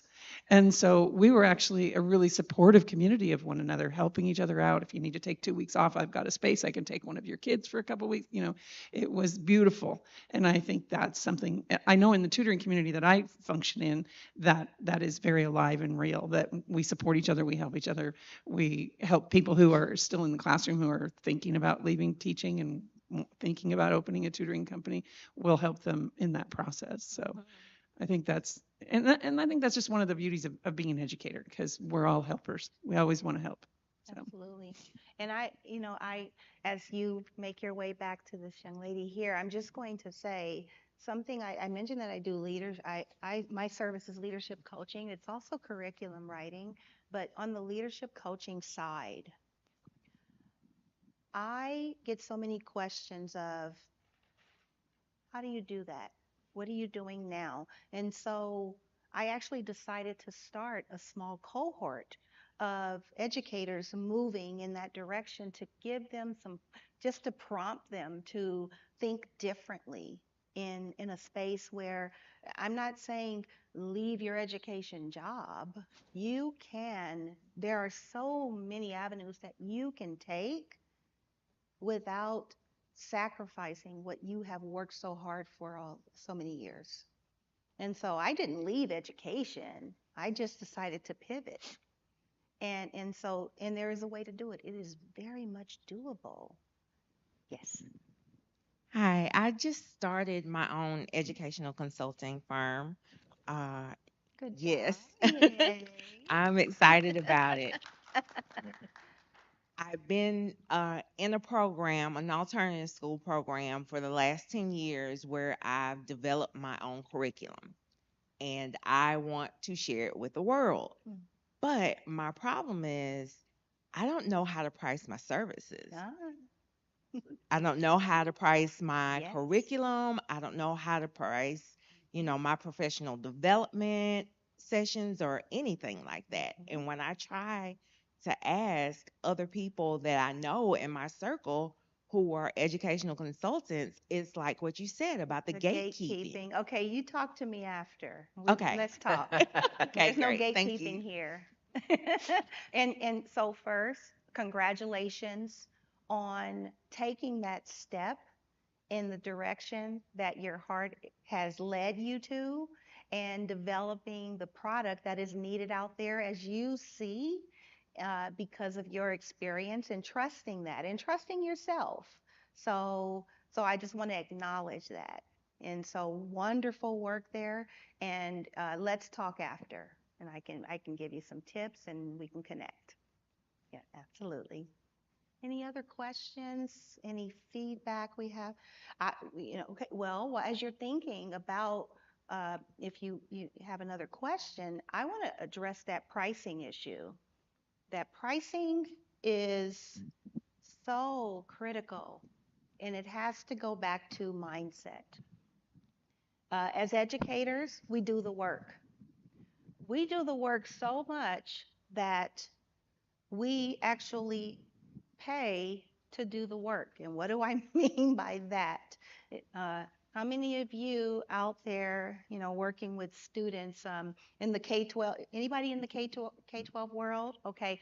How many of you out there have used money out of your own pocket to buy supplies? I'm raising my hand. Every year I'd wait for those specials to come for back to school so that I can get a class set of pencil boxes, pencils, paper, whatever I needed to make sure, crayons, to make sure that my students had what they needed. And so we're used to giving. And I'm not saying don't give. What I'm saying is it's your time. If this is what you're called to do, it's your time. And how you price it, you're pricing it to your ideal client, the service that you're providing, and let's not forget the work that you're putting into it, because it's not just, so a coaching session is not just an hour of coaching. There is much more in the background that your clients don't see. And so the heaviness of that is a part of that pricing. Well, just your value and your expertise that you bring to the table. Absolutely. As This is educators, we 30 tend to years. This is downplay that 30 on years, ourselves. right, Scott? Yeah. One thing that I came up against as I started my tutoring business was just that whole concept of, all my life I wanted to be a teacher. And I spent several years in the classroom. I was a teaching principal for a few years. I kind of lived that dream. But yet at the same time as I made the transition to tutoring, I'm thinking, oh, I'm going to just tutor for a while. It took me a little bit to come around to the idea that tutoring is actually a much more powerful mode of education, and I love it. But there is kind of a mental block there in some cases for educators to be willing to make that step out of the classroom and do something other than classroom teaching. And I guess I kind of just want to, and I probably should have said this last night at my award, but I really appreciated the award for doing something other than being a classroom teacher. It was really heartening, and I think that's something that we need to address with people is, there are other valid forms of education other than being in a classroom with 25 kids. Absolutely. Absolutely. Great point. Okay. Great. Let's get the mic so we can really hear what you. I love that at where some of us are, we have wisdom to offer. I'm not in the classroom anymore. I'm not in system because I've been there for many years. And you want to be on the outside pushing on the system. Great. And yet, I don't want us to think about how it's an either or. There are so many teachers who have entrepreneurial mindset. Mindset is different than saying, I'm just going to quit teaching. Right. Because we need our teachers. Okay? There are so many of the teachers in the district I do. In the summer, they run a comic store. And so during the school year, they got somebody else, or they go there in the weekend. In the summer, she stock it and make sure that things. So I just want to make sure that we are not kind of disparaging ourselves at the moment when our students and parents need us. And I'm very Amen. passionate about this. This is Yeah. why I do Yeah. what I do. And I said, I would never want you to, unless that's what you want to do, to go from being in the classroom or working with your students to, okay, I'm not going to give to that. I'm going to only do this. So, and I also started out by saying that I work at the university level supporting our new teachers coming in. And so teachers are critical.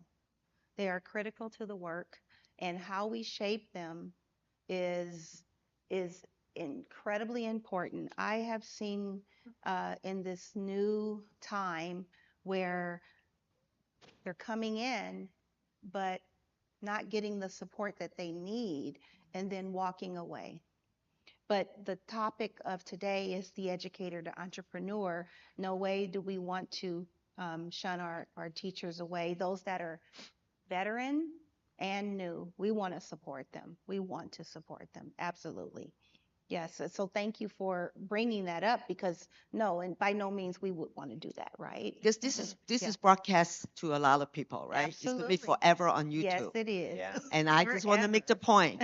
We are in a moment in our society.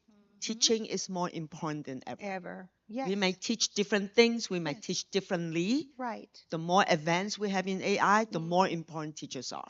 And I'm very Absolutely. passionate about this. And I just want us to really, we have had sessions to talk about how words matter, how we talk about ourselves matter, how we, remind ourselves, like you say, right?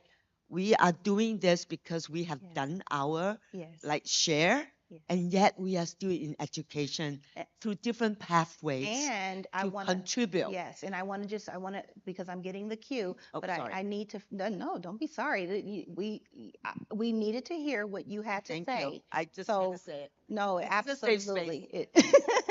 absolutely. But I just want to say this. First of all, you are absolutely right. We do need our teachers. This is a critical time in education. And the best thing we can do as educators, as you're turning to entrepreneurship, or if you have, and I'm not saying that your business has to be education based. It's giving back to, that's where you find your zone of genius, because most educators, if not all, are in it for the heart. That's why I call it a work of heart. And so they're not walking away because they don't want to do the work, is what I have found. They're walking away because they're not supported in the work. And so as you develop your programs, especially if they're in education-based organizations, use your experience to help those. That's why I said I'm in leadership, because I'm using my leadership experience to help those new leaders coming in, who in turn will help those teachers coming in. Okay? And there's a saying that knowledge is power. Absolutely. That's not Agree. true. Knowledge is not power. Knowledge applied is power. I And how do we know how to apply it? A lot of times it's those personal connections. That's why I want to pay a consultant or a coach or a mentor or build those relationships, because I know which knowledge actually works and how it's going to work, and it builds context. Yeah. Right? Knowledge is getting to the point that it's free. Everything's online. I can learn if I'm so motivated, but applying it in the right way, at the right time, in the right context, that's worth a lot. And I taught 17 years before I decided to step out of the classroom. Teachers are definitely leaders. That's where it starts. So thank you so much for joining us, and I'd love to talk to you after. If you look us up after. Thank you. Thank you so much.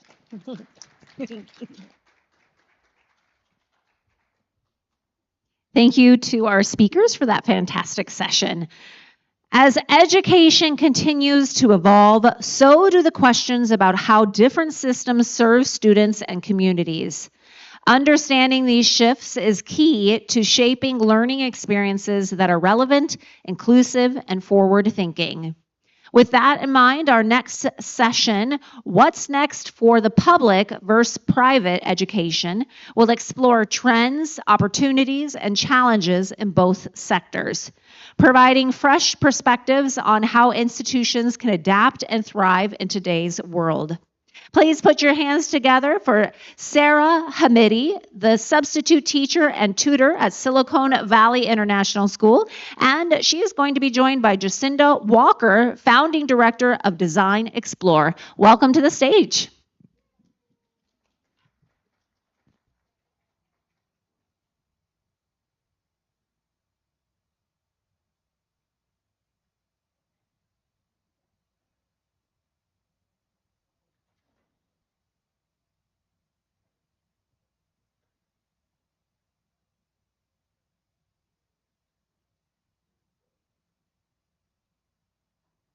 Again, welcome to the stage. Thank you so much for joining us.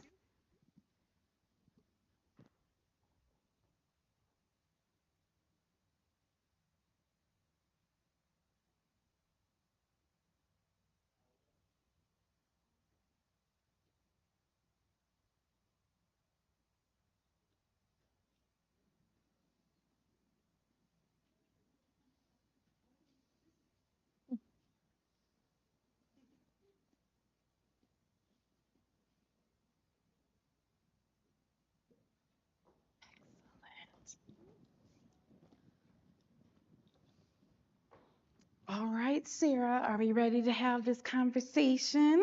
Absolutely. So we are going to be talking about what's next for public versus private education.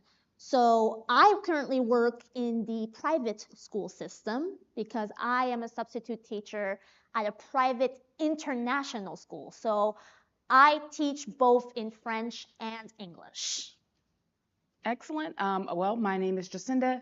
I'm founder and creative director of an organization named Design Explore, where we work to expose youth to design and design careers. So I've been fortunate enough, I've been educated in public school, and I've had the opportunity to serve as with Design Explorer in a public and in a private school setting. So I think this is going to be an incredible conversation. I don't think they could have picked two better people to have it. No, absolutely. I mean, I actually grew up in the private school system my entire childhood, my entire educational life.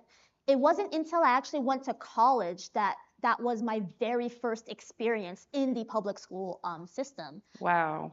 Did you think that you would be in that place where you could influence because of your background? It's a really good, I think it's a really good question. I think, well, for me personally, growing up, private school worked better for me because the classrooms are smaller and I felt like I had more support. I was the kind of kid who needed a lot of like academic support, like hands-on approach and all that.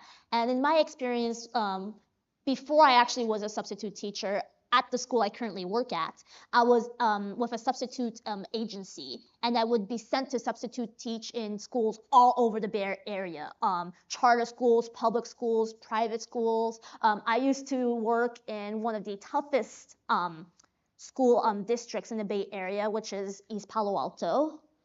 So I like to think I want to say I've seen it all, but I don't want to say that because you never know what you're going to experience in the upcoming years in education. And the very thing that you say that you haven't seen, that's what you'll see tomorrow.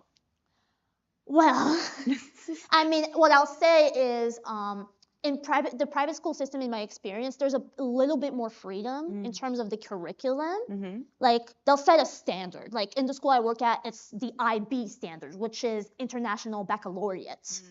And then they'll tell there are standards for each grade, and then they'll tell the teachers, here are the standards, but we're gonna give you the freedom to let you teach it how you want to teach it, whether you want to be more interactive with it, more hands-on, give homework. In the public school system, it's very, I notice it's very almost like rigid, like do this, do this, do this. Like when I'm sent to substitute teach in a private school, I kind of have, I'll have the agenda, but they trust me to just look at it and just go with the flow, go with it, and I just do my best. In the public school system or charter school system, it's a little bit different. They're like, you exactly have to do exactly how it says on the plan. So at least that's been my experience. Excellent, excellent. I think what's interesting about the opportunity to talk about this today is because most of my experience through my personal education has been in public schooling. And so when I got the opportunity with Design Explore to work at private schools, I was just amazed at how much support they had. I once did a workshop in a school. I was doing a workshop for about 40 students. The school had 5 educators there to help me. Oh, wow. I couldn't believe it.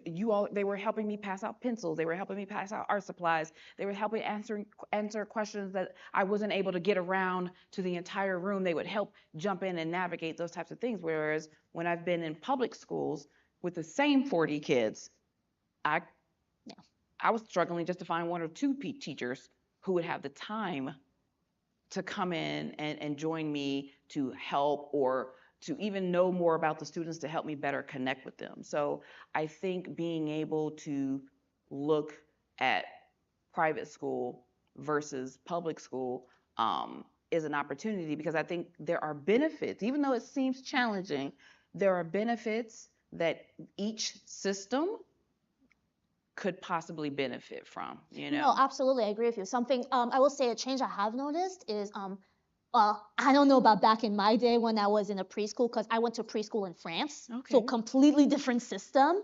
But what I have noticed in recent years is there are actually preschool teacher assistants now in the classrooms, and not just preschool teacher assistants, but also in the kindergarten. And I think that's really good, because now kids have like that extra support in the classroom, not just behaviorally, but also academically. So that is a change that I've seen for the positive. Another change I'll say that I've seen for the positive is when I was in my private school, back at my school, like the school I work at is actually my childhood school. So I was not only a student there, but I also now work there. We had separate desks. Like literally this is your desk, like right here, like completely separate. Now in our classrooms, you don't see that anymore. The desks are like, it's one big desk, and you'll have 3 to 5 students sitting all together. So it really kind of encourages more of like that collaboration. Like if I'm giving out math problems to the students and I say, try to do this work by yourself, what I actually see is I'll see students actually collaborating together instead of feeling like, as opposed to feeling very frustrated because they're at a desk all by themselves. Absolutely, absolutely. I think that being able to look at private versus public, we're probably going to see a lot of challenges. Yes. Lots of challenges. And I think what we should do is to offer only 3 challenges, because we have decided to take a radical approach, educators. We're only going to talk about the solutions. We already know it's a million of problems we could talk about. We could be here for the next 2 hours talking about all the problems, but we have decided to take a radical approach, and we're going to talk about solutions. So we're going to share a few problems we saw, and then we're going to share what our solutions are and really spend our time in that space. All right, so would you like to take the first problem? Sure, yeah. So I had the amazing opportunity to be part of the panel yesterday.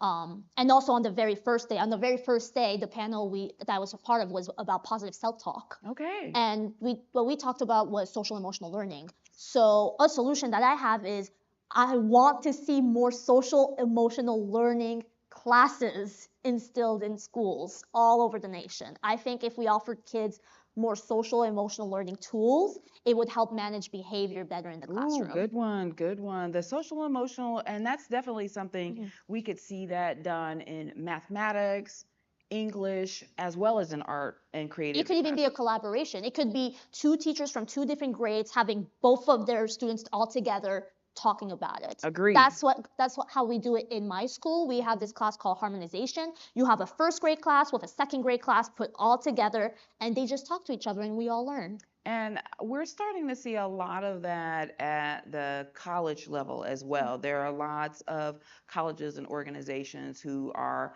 having their creative classes work on projects and activities with the business classes, right? We're seeing a lot of places where we're working with our creative students to be able to help them in arts management so that they can begin to manage their creativity and to be able to become sustainable, successful, positive, productive, amazing human beings as well as creative. So that social emotional thing, you're on it. You're on it. Come on, give me your second one. Give me your second one. My second one is, well, I'm not sure if it's necessarily a solution I propose, but I want to kind of start questioning how much should the government be involved in public schools? Because the way we look at the system right now is that, at least from my understanding, is that the government provides pretty much all the funding for the public school. So like in California, that would be up the not only the U.S. president but the governor's job to provide all the funding. And as we're seeing right now, it's just not working out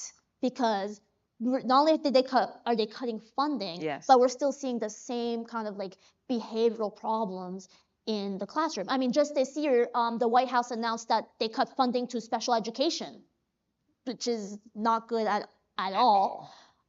So it's more of a question like, how much should the government be involved?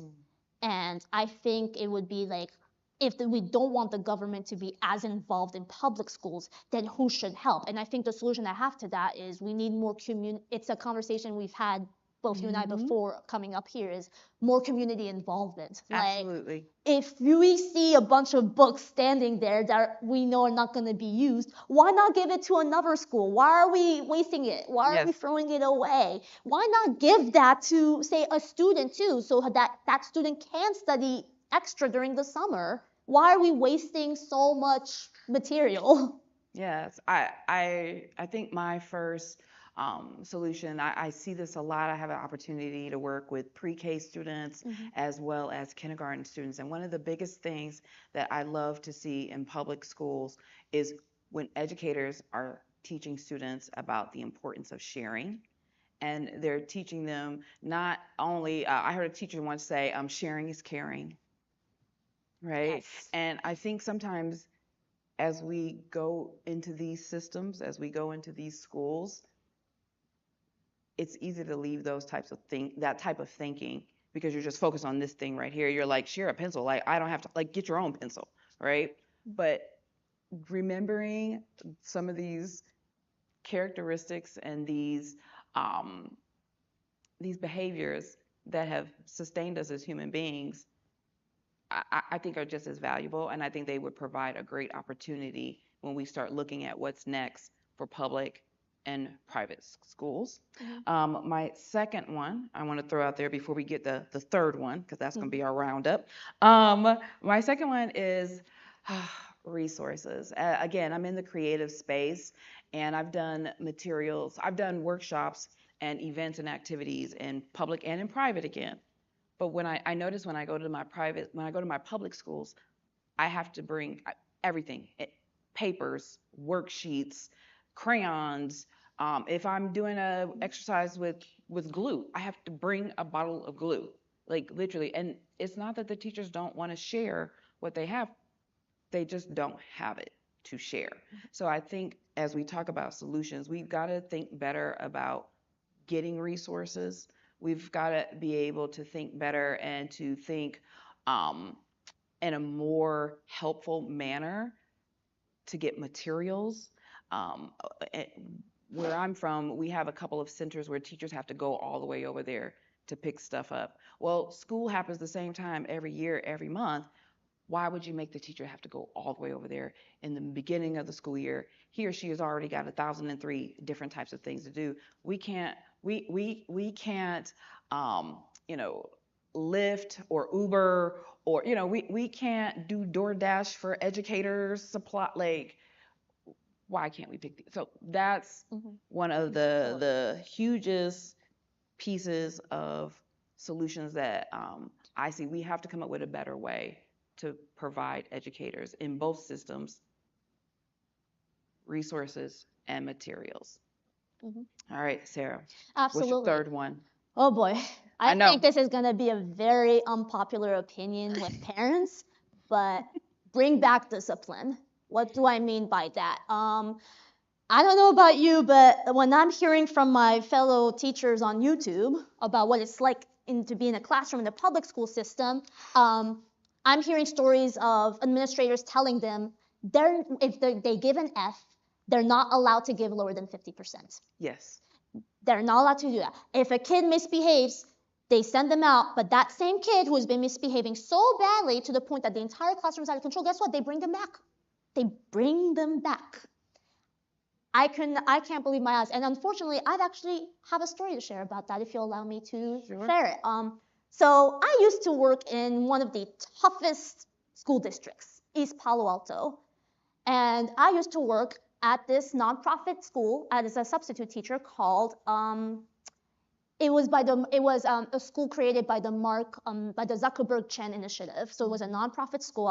Unfortunately, I'm forgetting the name, but we have a PE teacher, and I'm not joking when I say it. I know it's going to sound very shocking when I say this, but he was teaching the second grade PE, and in pure anger, one of his students screamed at him the N-word and pointed 2 middle fingers at him.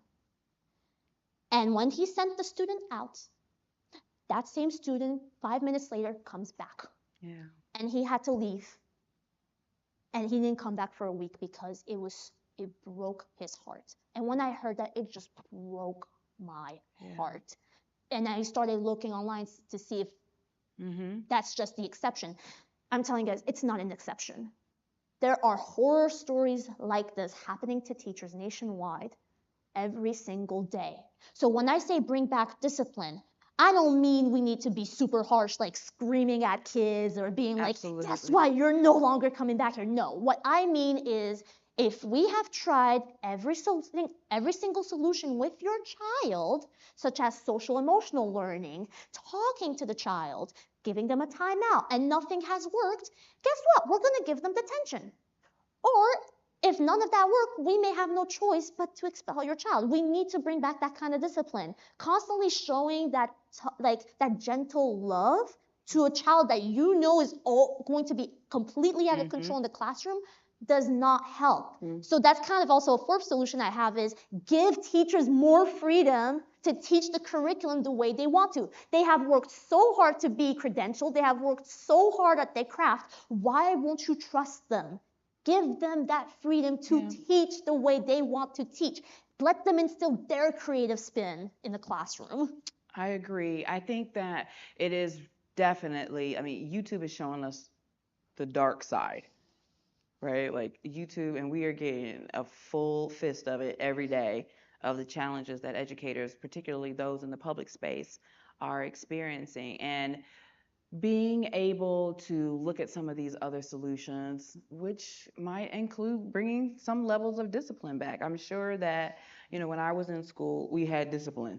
There were consequences, and maybe the lack of educators having the power to implement those consequences are really some of the challenges that you're seeing as a substitute teacher. I mean, it's sad that, as of right now, as we're talking, there's actually a very big teacher shortage happening right now because most teachers right now are quitting in the middle of the school year. That is how bad the problems are. Agreed. I'm very, very familiar with that. I think the most challenging discipline situation that I had once in a classroom, I usually like to allow students the opportunity to work individually or collectively. So if you want to work with a partner, as long as I have enough supplies, you're welcome to do that. But if you want to work individually, you're welcome to do that as well. But this particular student would not choose either. And there was no support, there was no pathway of what would happen if a child just didn't want to do anything. There wasn't even a quiet place for them who had mentioned like, hey, I need some time by myself. There wasn't even anywhere for the child to go and to do that. And so this child was miserable. Like I just felt so bad that they had verbalized that they were having a moment, they needed a moment, and there was nowhere for them to go and to have the moment. I've also had those same situations. Yeah. I once taught a third grade class, and I could see just by the look on this child's eyes, he was so tired. Yeah. And I felt there were times I kind of felt helpless because I'm trying to see if there's an adult outside that he can just sit with and just kind of rest and close his eyes a little, but there's no one. Yeah. But I will say that working at a private school, I am very, very lucky. I really love what I do. And every day I go to that school, I feel the love, I feel the support. I am always getting encouraging words. That I have teachers who they don't even have to show up for me.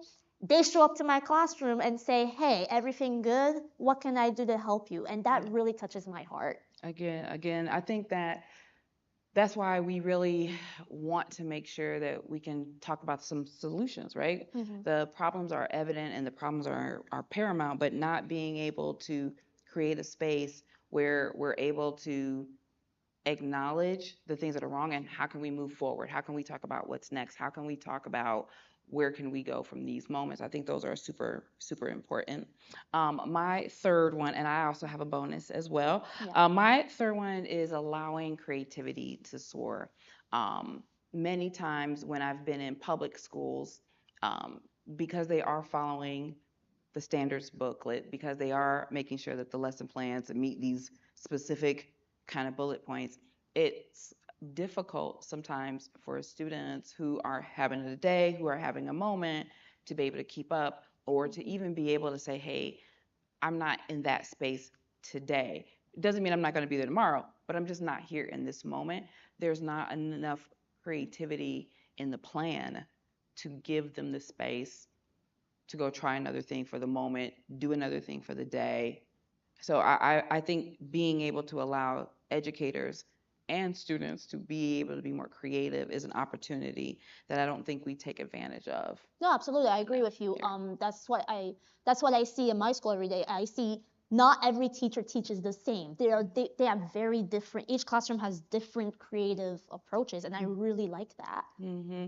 Do you think that the creativity, especially as a substitute, do you think that the creativity is something that you've learned how to bring in, or did you watch them and bring it in, or Honestly, both. So when I first started as a substitute teacher, I pretty much just stuck with the plan given because I had no experience. I didn't know how to improvise a curriculum. But after observing a lot of teachers, I can proudly say I can come up with, like, for example, just last week, one of the teachers called out sick, so I was subbing for her first grade English class.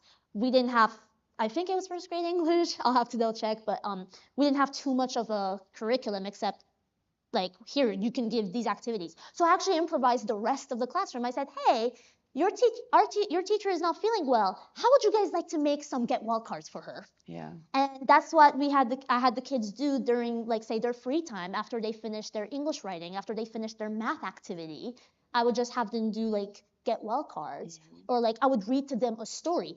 Like, those are, like, reading them a story, those are things I observed when I was looking at other teachers. Or like I would have, like me and teachers, we always talk about certain students or how our classes go. I would learn from them, actually. Like they would tell me, oh, here's what you can do the next time you're in that situation. Every situation I've been in where I'm like, I'm not too sure what to do, I've learned. Or like if I'm in a situation where I'm not too sure what to do, don't be afraid to ask for help. I'll just go to the next classroom and say, I'll just go to the classroom next door and say, hey, I need some help. Is that okay?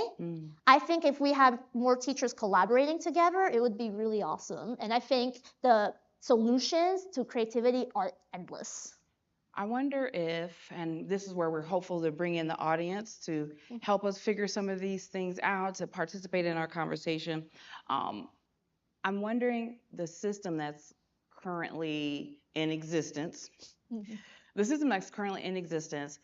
what type of room do you feel as educators you have to be creative? You have to try different things. You have to be in a different space. Like what does that look like, right? And how does that feel for you as educators? We'll go to that. We'll go to taking questions in a moment. But I also want to throw out our last solution. We talked a little bit about it before, but Sarah and I were wondering, like, we noticed that there are materials and tools and things that are happening at the public school, and they're just going somewhere.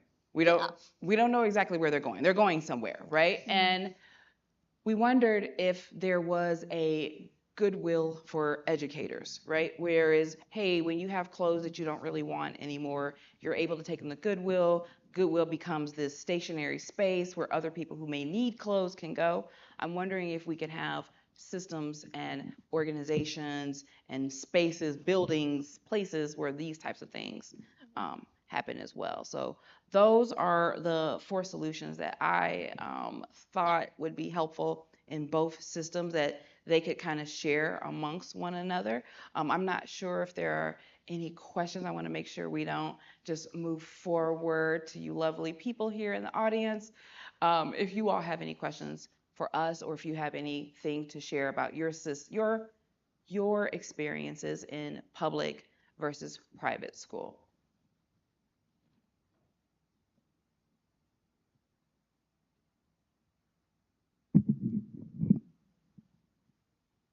We can't see because of the light, so you have to say something back. We can't see because of the light.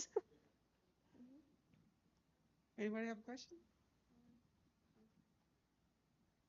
There was one right over here. Well, yeah. Oh. Mhm. I think I've mentioned this in other sections. In education in US, we have 50 states, 50 different Department of Eds, Yes. 50 ways of licensing teachers, 50 ways of how charter schools are governed, how private schools are governed, how public schools are funded, and all that, like all of it.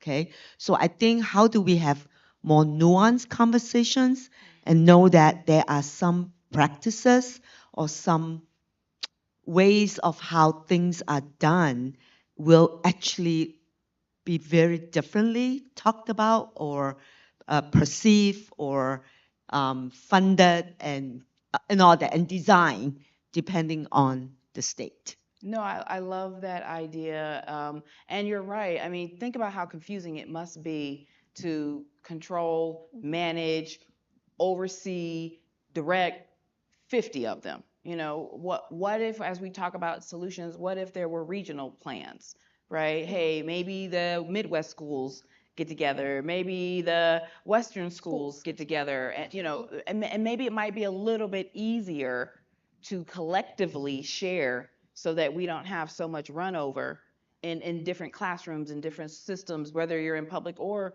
private.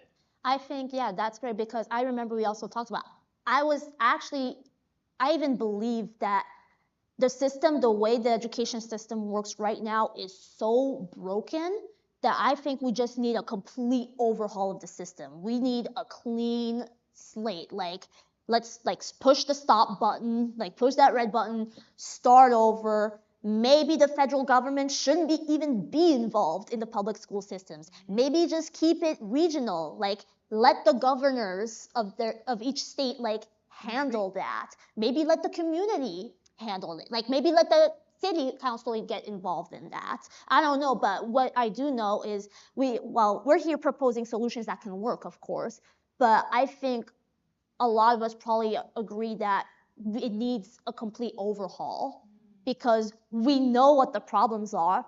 We can keep talking about the problems are for many years to come, or we can talk about the solutions and actually just get started now. Don't wait 5-10 years from now. Get started now. The other thing I really want to address to your point, in nonprofit space, what happens a lot of time is that we have succession plans. One of the things that they talk to you about in a nonprofit is, hey, if you're running a nonprofit and you don't have a succession plan as to what's going to happen if you have to disappear for a month, if you have to disappear for 6 weeks, right? So you're in the nonprofit space, you're always grooming that next generation of person or people who are going to help lead this. I'm wondering if that's a solution that we could look at and make successful in education, because I feel like so many of the educators, especially I'm from Ohio, and so we have so many amazing educators who have been teaching 20, 30 years. Maybe they don't need to be in the classroom. Maybe they need to be in a governing space, right, to bring that knowledge so that when we break this up in region, we can know how to communicate, because perhaps that's why it's not as successful, because right now we have people who haven't even ever been in a classroom making and dictating policies and stuff. So it's about also asking the right question, right? I mean, a lot of solutions, 90% of it is defining the problem. Yep. And so with education, it is such a complex ecosystem. There is not one solution that works. There are regional things going on. Different states have them. Government have funded them, and some funding has gone away. They are also so sharing spaces. So like almost thinking about what is it that we are trying to solve, right? So a lot of it has to do with funding. You can't do the work without funding. Okay? So yes, we want to fund it smartly. Yes. I'm a school board member. We just went through teacher contracts. And it was a very difficult process, not because we don't love the teachers, but it's the fact that we are bound by the limits of how much we get.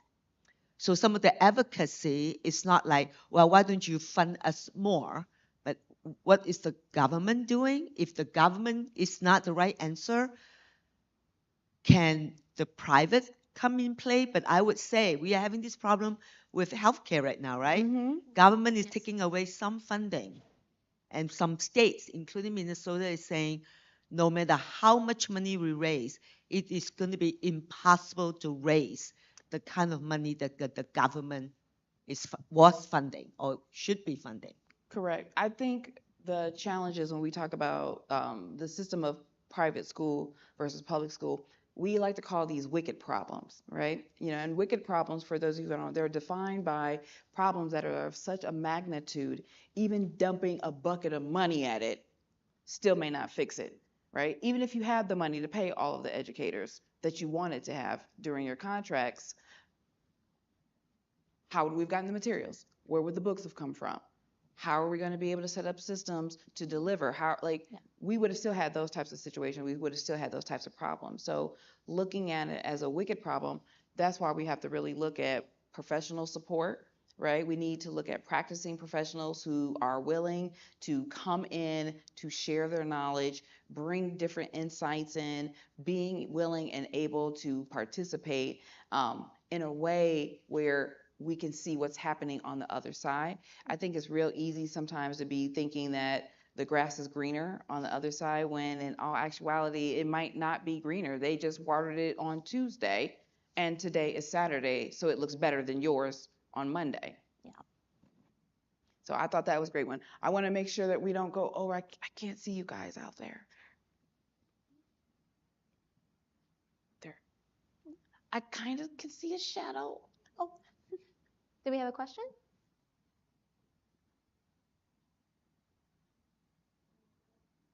Can you tell us? Oh, please. Oh, the mic's right over there.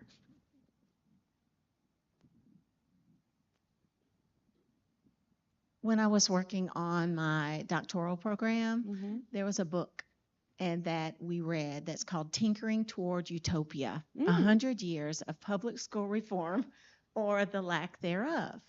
And it talks about that big system and that all of the things, all of the waves, and we know this are all political decisions. Junior high, that was a political decision because they felt like those children were being left out. And I like to think about, because we have such a complex system, how do we help the teachers be successful in a complex system? How do we work with the teachers and the leaders to be successful so it doesn't matter about the system? That's the framework. They can be successful anywhere. I love that. And what was the name of that book again? What was the name of the book again? Tinkering Toward Utopia, 100 Years of Public School Reform or the Lack Thereof. And they've updated it since and have another edition. One of the authors' last name is James. I love that idea. And that's why when Sarah and I were talking about, you know, how did we want to really address this versus, we didn't want to spend the time complaining because we know these types of things, right? We know all the problems, and there are plenty more that we didn't even have time to really address. But what would happen if we started talking about solution? What would happen if we took our experiences and began to discuss those experiences to be able to share so that we can come up with better solutions? Because ultimately, it's not the problems, right? It's the way we get up from the problems. It's how we define ourselves after these things happen. And if we think about being the ripple in the pond, so some of those schools that you work with do the Goodwill. That's a ripple in the pond. And then who knows what other school district may pick that up. In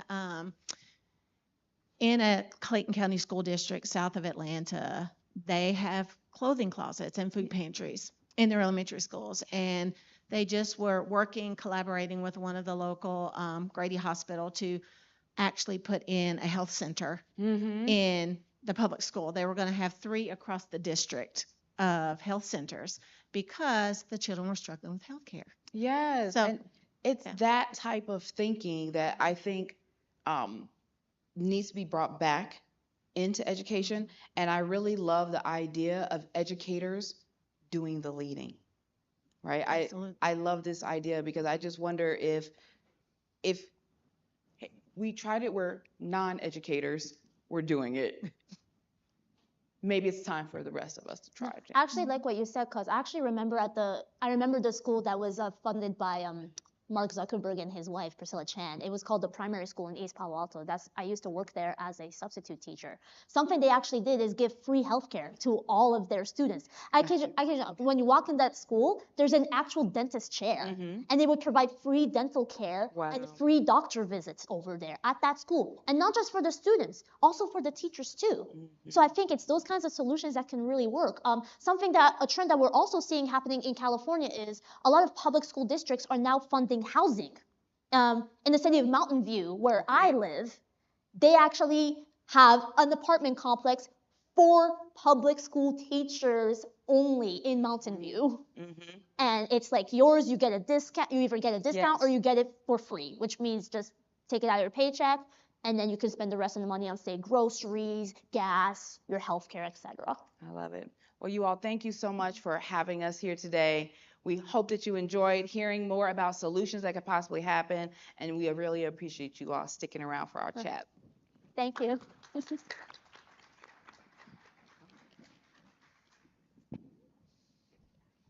Bring the chair. Oh, I would have left it. Thank you. Thank you, experts, for such an engaging session. Now, as we move into our final session of the day, we turn to a topic that sits at our heart, or at the heart of every learner's journey: identity and self-discovery. Adolescence is a time of constant change where young individuals are shaping who they are, what they believe in, and how they see the world around them. Understanding this phase is key to supporting their growth with intention and care. In navigating identity and self-discovery in adolescence, the experts will share ways to guide young leaders better as they build confidence, resilience, and a strong sense of self. Let's give a warm and energetic welcome to Andrea Thomas, the CEO and founder of Armor Families Facing Fentanyl, and Verna Felder, the CEO of Urban School Transformations, LLC. Welcome.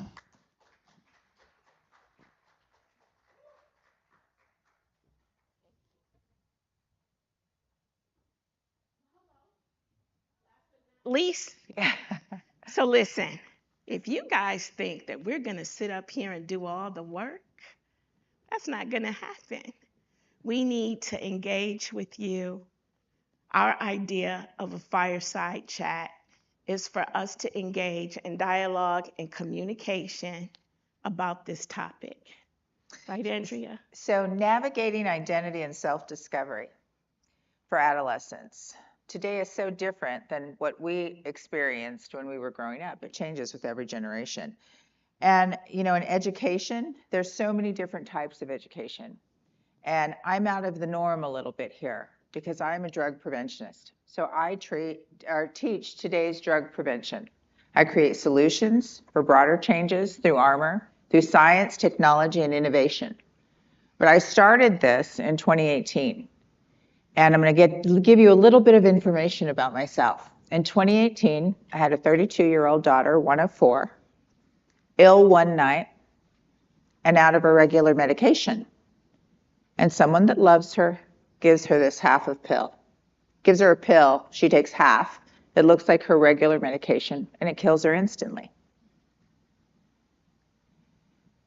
As an educated woman and a parent of 4 children, everything that I knew about teaching my kids about prevention and self-awareness and how to watch out for themselves really flew out the window. My daughter died from fentanyl poisoning. I didn't know what fentanyl was. I didn't know there was a medical grade of fentanyl. I didn't know there was illicit fentanyl. I'd never heard of it.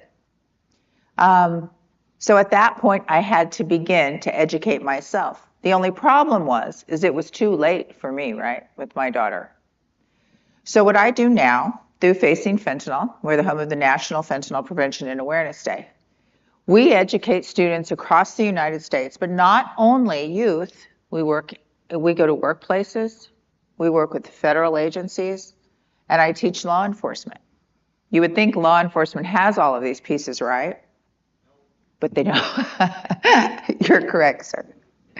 And then we bridge those gaps, right, in communities. But speaking to teachers, speaking to educators that work with our youth every day, you're you're everything to us. And so what we've begun to learn are the obstacles really that you face every day. And now you have to teach this. And so I'm here today to thank you and let you know that we see your importance for the work that you do every day and how valuable you are to youth. And I'll catch up a little bit on some other things and give you some more of our experiences and ask you more questions. And where would you like to maybe throw that first question out at today? Okay, so let's talk a little bit about where I come from. As you know, I'm here representing the Urban School Transformation LLC. And what we do is we represent and we educate children in urban environments. And what we've learned is that poverty has a profound effect on the way that children learn. Not only does it have a profound effect on the way children learn, but poverty can cause trauma. And there are certain forms of trauma that will literally shut down that part of the brain that's responsible for receiving, retaining, and learning information. So as someone who works exclusively in an urban community, myself and my business partner have come up with different forms of tools and strategies to help educators be more sensitive to the populations that they serve. And when it comes to adolescents, I want to ask you this question. I'm going to throw a question out for the group for you to ponder and for us to discuss. The question is, when we talk about identity and adolescence, what does that mean in today's context? And not only that, think about your schools, think about the population that you serve, the children that you represent, and make that specific to this topic. So that is our question.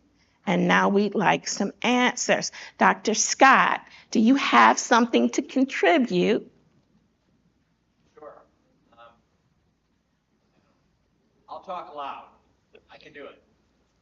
I think kind of everything we've talked about thus far in this conference has really touched on your question, from sensitivity to know what adolescents are going through, to being culturally aware of some of the risks, like fentanyl and other drugs, as teachers, as educators, being connected with other stakeholders in the community, whether law enforcement or counseling community or mental health community, knowing that it's not only substances, but mental health concerns like anxiety that Sterling talked about after lunch.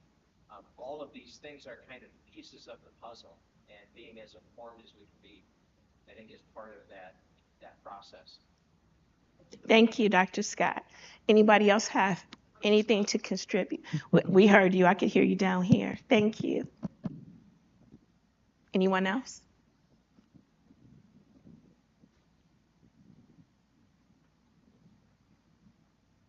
Okay, no more questions on that one.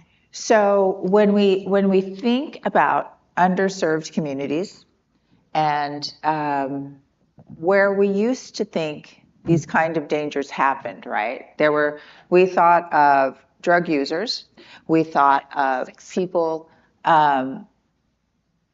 in seedy places, wouldn't let our kids go with this group or that group because maybe they were the bad kids. That's not what's happening today.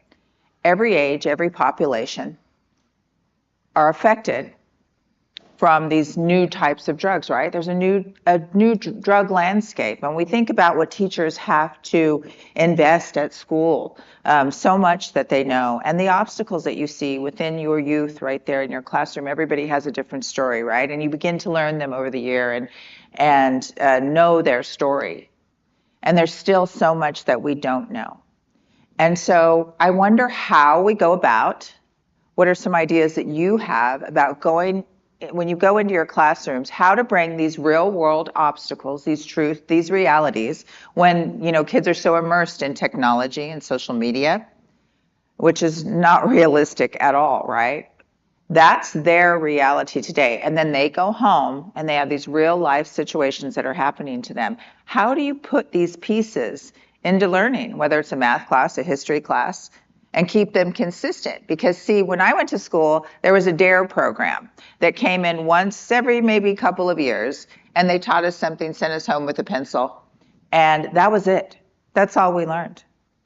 Today, that's not enough, and that didn't work really as well as it needs to. Today, that would never work, just telling us not to do something.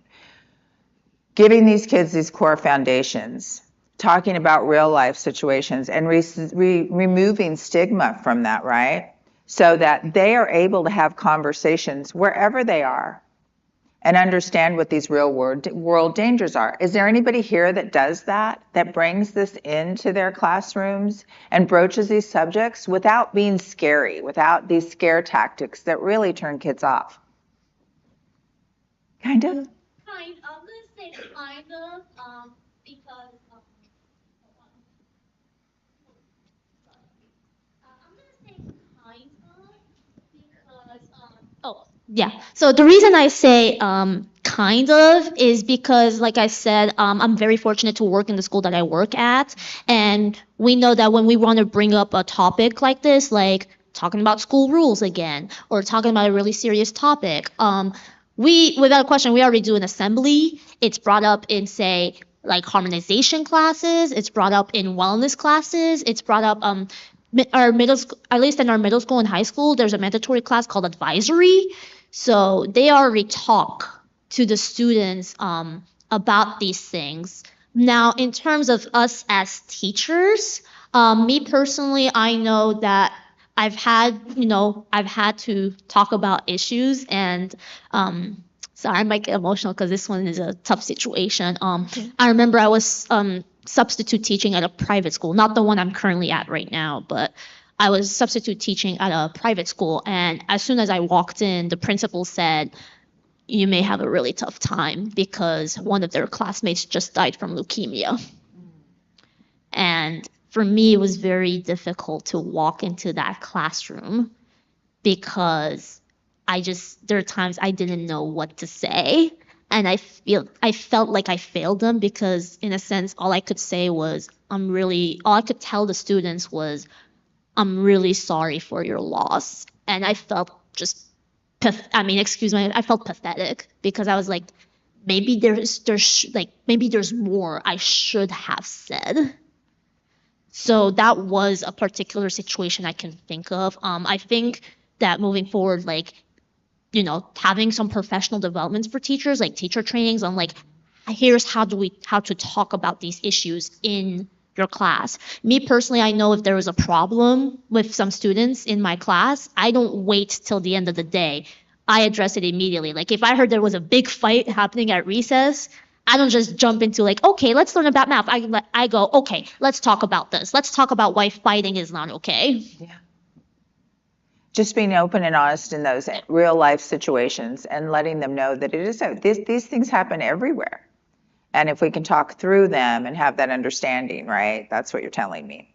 Yeah, just be open. I would tell the Yes. teachers, you know what, just be open. When I was in high school, they openly talked to us about the topic of suicide because there were a couple suicides happening in that same city. So my advice to teachers would be just be honest about it. Be open about it because you're human too. And if the kids see your human side talking about it, then I think they understand. And I think that starts to open up the conversation for, say, back home with the parents or back home with their friends. And as we build our curriculums for drug education and this constant ever changing, right? It's different for us every day now.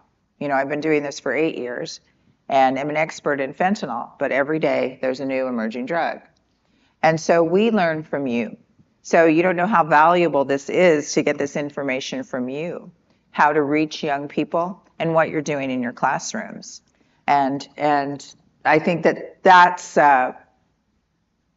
bridges that gap, right? For us to give you that information, to give you those resources, and we can build off of each other. So I want to be completely vulnerable. When I saw that I was on this particular panel, I had to look up when adolescents start because I really didn't remember. And it starts at around age 10. And so with that said, I want to talk about another drug that we might not even view as a drug, and that's social media. Yes. And the effects that social media has on today's youth is, for instance, what they see, they emulate. And then when they emulate it, they bring those behaviors inside of the classrooms. Something was going on with TikTok about 6, 7. And all of the kids, every time you said, okay, it's 5 o'clock, everybody would yell out 6, 7. Or if you said something about, okay, at 7 a.m. tomorrow, 6, 7. And I'm like, what are they talking about? And so just, you know, when we're talking about adolescence and identity, we cannot be naive about the effect that social media has. So my question to you is, what are some of the biggest challenges that you see in your schools that are having an effect on the adolescents in your classroom or in your educational communities?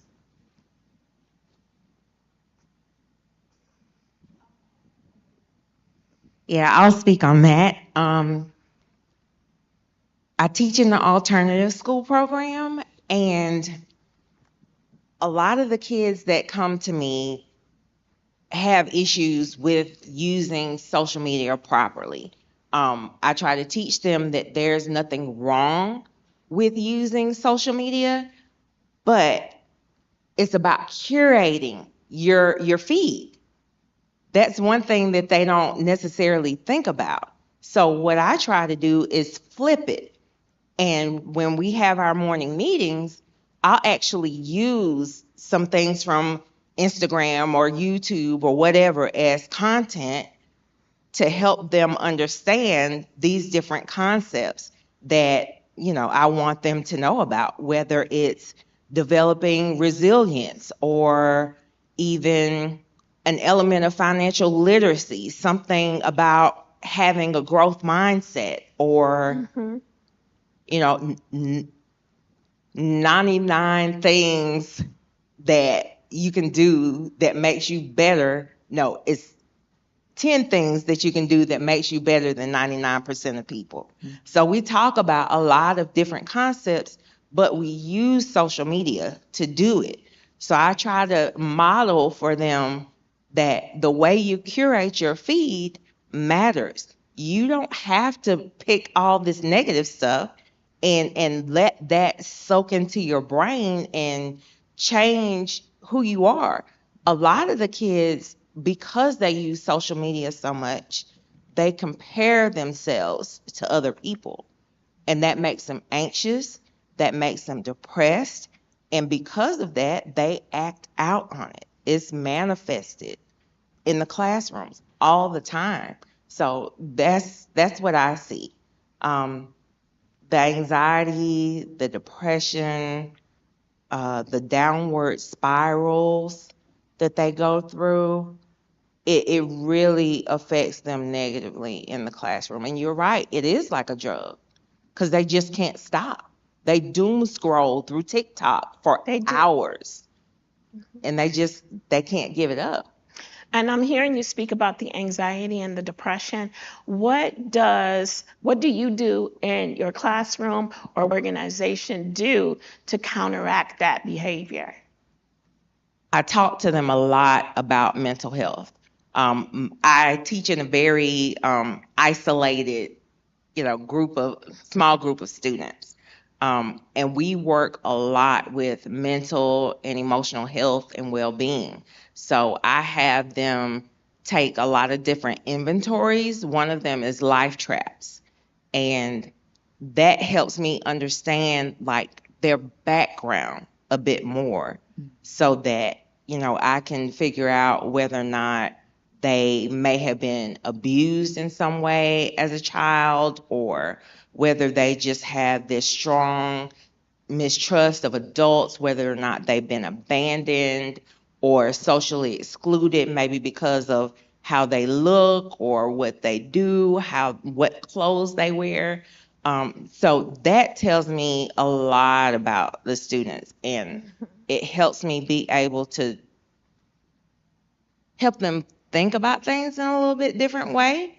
I try to turn everything negative into a positive and just make them think differently. Understood. Thank you for that. There was another question over here too.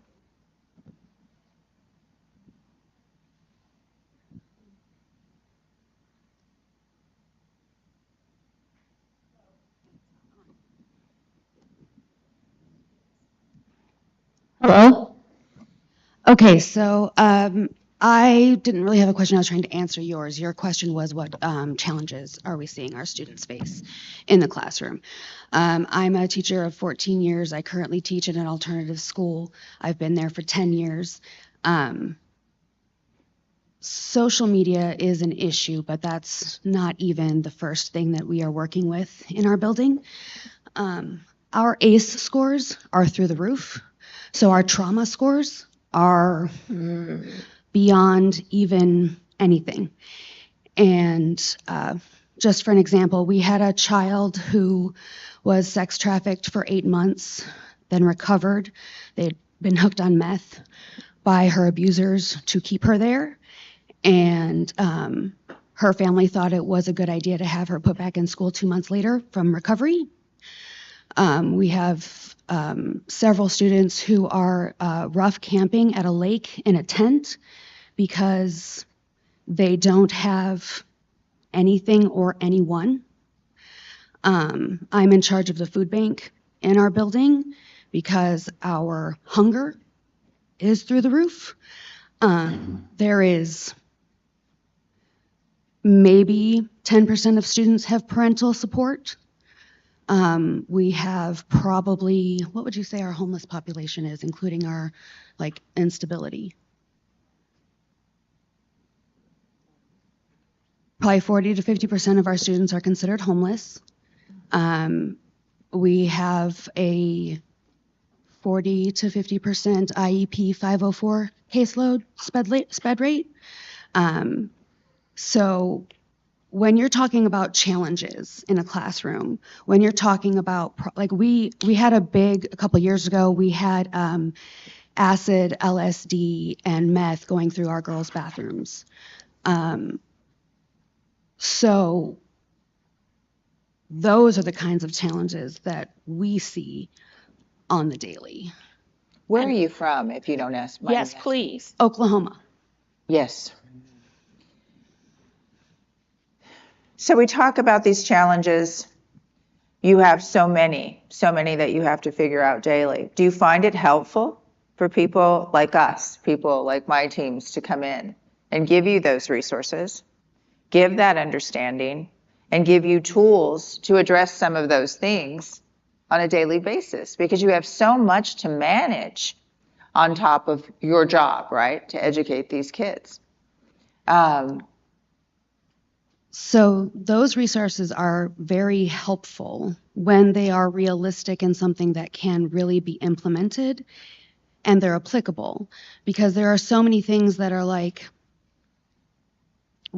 we can build all the relationships we want with these kids. They're very transient a lot of the time, and we only get to have them. I mean, like, our drop rate for attendance is insane, and they're gone, and then they come back, and then they're gone, and then they come back, and then they're gone, and then they come back. And so, I mean, we were just talking to our principal today, and they are now dealing with, as of today, the worst child abuse case they've ever seen. I want to ask a question. Are you a private or a publicly funded school? Public. And are you taking advantage of McKinney-Vento resources? We do that. A lot of our kids don't trust it. They don't. A lot of our families don't trust it, especially with we have a very high Hispanic population, with all of the ICE and everything, because ICE is active in our city right now. They don't touch anything that has a government name on it with a 10-foot pole. We need to speak offline, because where you're from, I'm from the Detroit area, and I'm originally from Milwaukee. we're speaking the same language. And so you and I need to talk offline, because you are one of the reasons, and the population that you represent is why my partner and I co-founded Can You Survive Poverty? Because we need to be able to immerse educators in what it feels like, so that they can be more empathetic and compassionate, and not only that, equip them with how to connect with the children, so that the families, because what we notice is in poverty, and I'm sorry guys, I gotta just address this. In poverty, families do not trust the system. They don't. And so what we've done is we have strategies that we have perfected over the last 20 years to get the families to be open and trusting enough to receive the services. Because McKinney-Vento will provide, but like you said, where I come from, they have to fill out the paperwork, and if they don't fill out the paperwork, we can't provide the services. So The students that were talk living afterwards. at the lake refused to do the McKinney-Vento, because we actually got them into a program that got them, it's like a tiny housing situation. It's all these little tiny houses, and they refused to go because they couldn't take their dog. Well, we see a lot of that too. So sometimes it's them and sometimes it's us, and we just have to do the best that we can. I get that. Did you have something that you wanted to add? Well, I think that this is great, because we're going all over the place with this, right? And that's what we intended to do, was open up the conversation to see where the pieces are missing, see where help is needed, and encourage you to find these strategies to attack all of these different things. So we've talked about social media. We've talked about dangers. These heavy subjects that happen, drugs aren't Poverty. the only one. Yes, the poverty. And then we've also have this other group of, it can happen to anybody, right? So we're not even picking out just one piece right here. If we take this back to the social media right now is hot topic on the news. You'll see it everywhere. I work with many of those advocates and most of those parents that you'll see on today's news talking about the dangers of social media. I can tell you hundreds of names of parents that are in their home, the safest place that there is for their young people. And they're losing those children in their bedroom right next to theirs. Because social media is giving them this tool now to order a lot of these drugs, these harmful substances, not just substances. There's so many other harms out there, right? That these kids can access on social media. And so I think that is a huge topic of conversations in classrooms, and the realities, the responsibilities, and then how to cope with these types of things. We don't just see drug harms, right? We see the bullying, we see the sex harms, We see all kinds of crimes that hit these kids, that reach these kids through social media. So that's one of the dangers. The realistic conversations. So I can sit here and I can tell you that I would go into your classroom and we can talk about the 2 milligrams of fentanyl that will kill you, the dangerous vape, the tobacco, the drinking, all of these pieces. A lot of times we touch on these main issues, right? The immediate danger, but we don't talk about the other harms that are associated. We don't talk to kids that, you know, I can tell you that one pill could kill you and that might be the end of the line the first time you try. But what we see a lack of is understanding of all of the consequences if you survive. How your families tear apart in distance. How you become vulnerable, maybe homeless, lose your job. These are kids that are just starting out when we're talking about high school students. And so much can end in that moment for them, right? The disconnect in the family, the vulnerability could lead to the human trafficking. The homelessness can lead to human trafficking. Not having food can lead to bring these kids into these vulnerable situations where they get hurt. And we never talk about these big pieces of the picture. And I think these are things that you're talking about that you see. You see these pictures. And in there, are there these conversations around any of those topics in the classrooms that you serve? Do you find that they come up?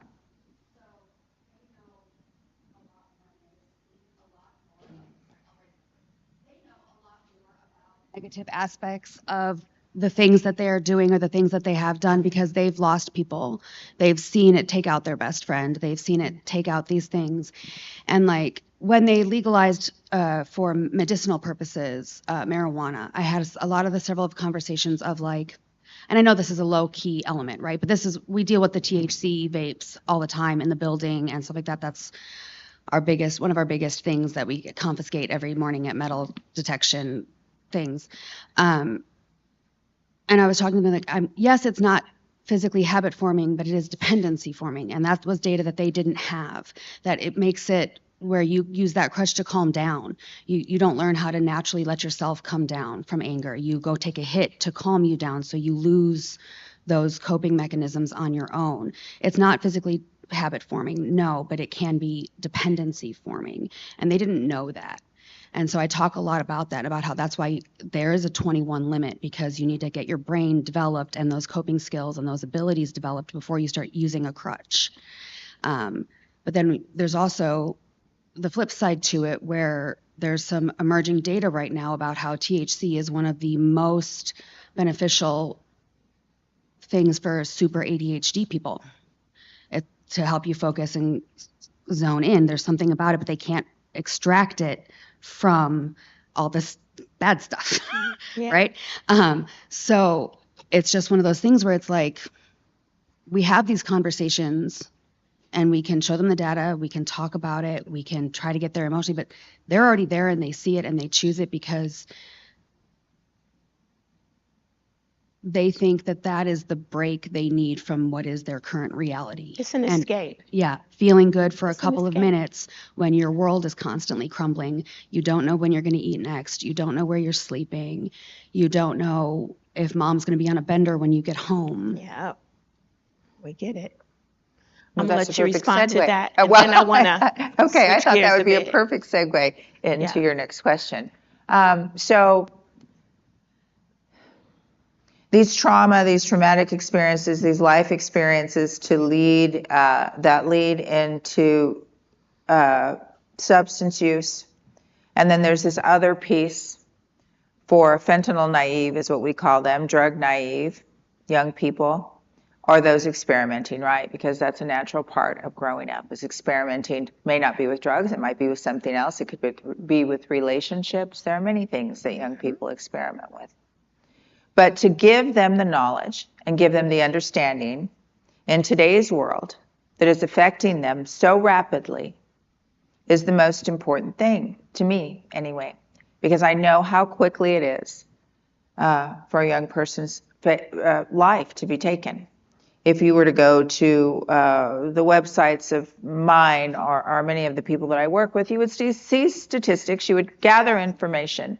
But the thing that would stand out to you the most would be the faces that you see of young people of every color, every nationality, every age, from a toddler through an elderly person, right?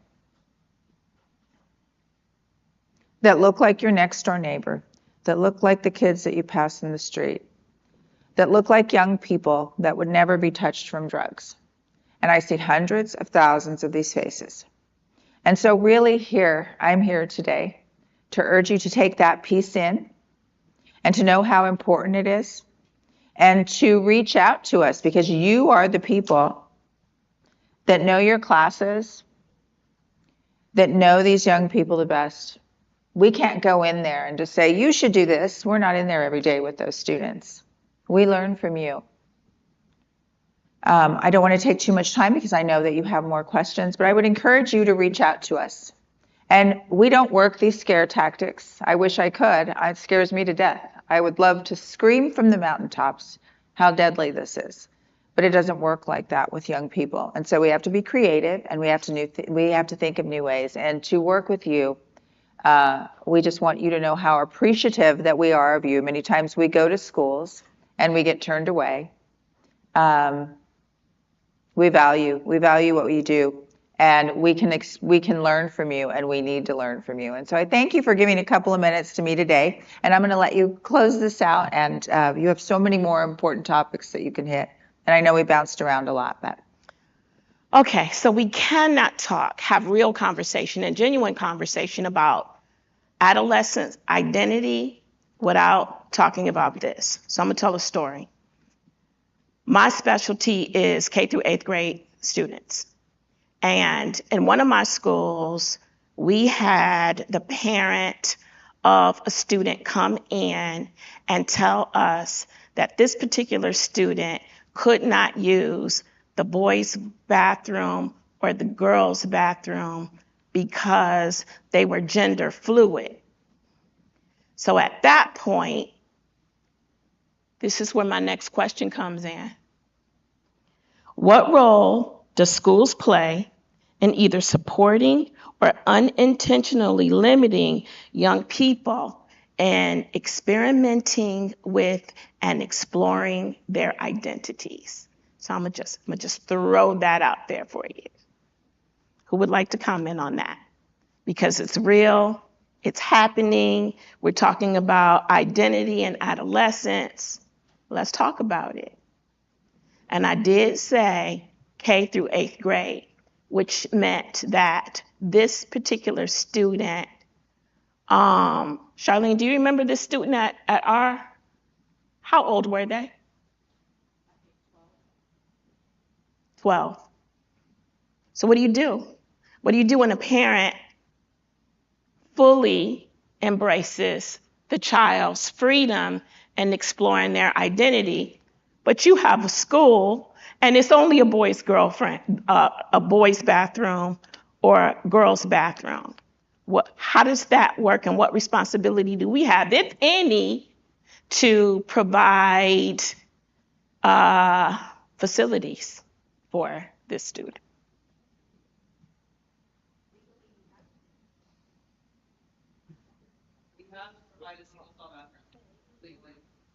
Okay.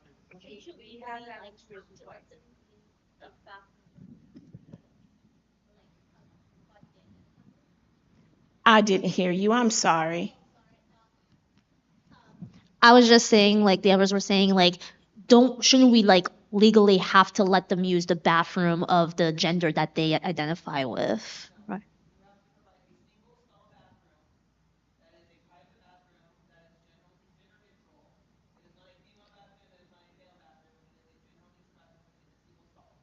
Okay. Yeah. Yeah. Sorry, I misheard. Yeah, I meant Sorry, I misheard. I meant that.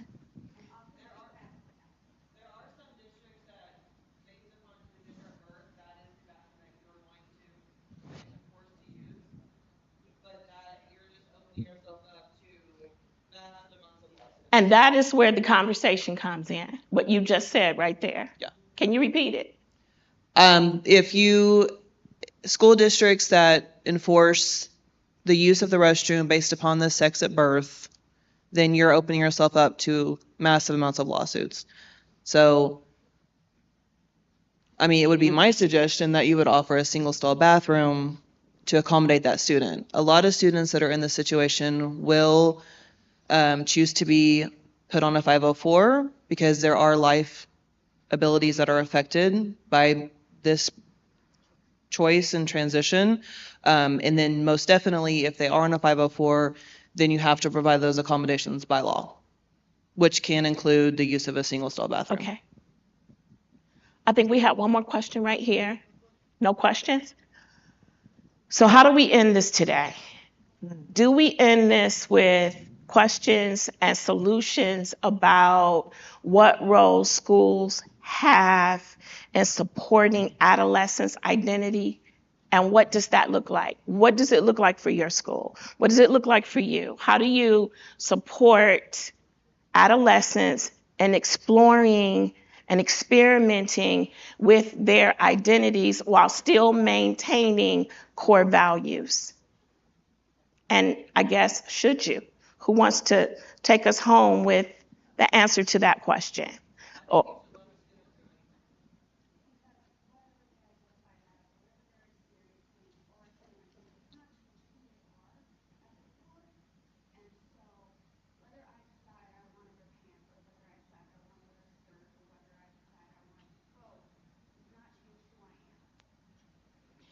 And so I'm going to end this conversation because I'm hearing what you said. But yesterday, we talked about teacher biases.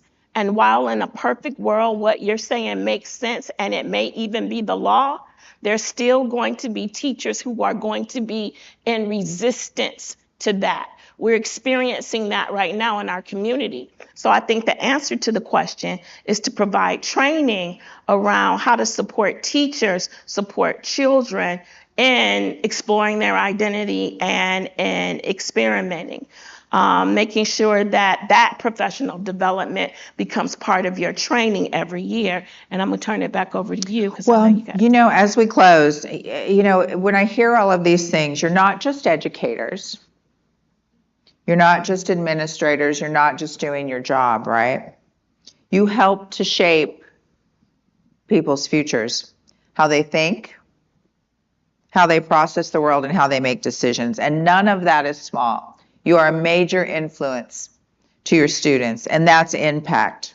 And so really, I just want to close by thanking you and letting us take some moments to just breach some of these subjects. I know that it seems short and not directed, but it's good to open up the conversation to other pieces that you probably haven't gone over in the last 3 days. So thank you. And you all are diehards. This is the last session of the day. I'm not sure that I would be here if I wasn't presenting. We're in the Bellagio. Please enjoy that. Thank you to Education 2.0, and thank you again for staying with us. Thank you. Excellent. Thank you so much, panel, for that discussion. Thank you. And just like that, we've come to the end of an amazing 3 days here at the Education 2.0 Conference in Las Vegas 2026. It's been a journey filled with fresh ideas, meaningful conversations, and a shared commitment to shaping the future of education. As we look ahead, the journey doesn't stop here. We have upcoming editions in Singapore and Dubai already in motion, with exciting themes and opportunities waiting ahead. And yes, we will be returning to Las Vegas next year with even more in store. Passes are already live, so this is your chance to be a part of what's coming next. You can connect with Jatine Sidhu from the 2.0 Conferences team for more details. And before you head out, do take some time to visit the exhibit booths as well. And as you reflect on your experience, we'd love for you to share your favorite moments using the hashtag education. Heartfelt thank you to all of our speakers, exhibitors, and attendees for bringing the energy, curiosity, and ideas to the event. We also extend our sincere gratitude to our silver sponsor, FaceTech, our bronze sponsors, Swiss Informatics Society SI, and KGS Foundation, Service for All, who made this experience possible. As you leave today, take away the insights that you've gained, the connections you've built, and the inspirations you've discovered, and let them guide your impact and create innovation moving forward. I'm your host. Thank you guys so much. Have a wonderful evening, safe travels, and we look forward to seeing you all again very soon. Thank you.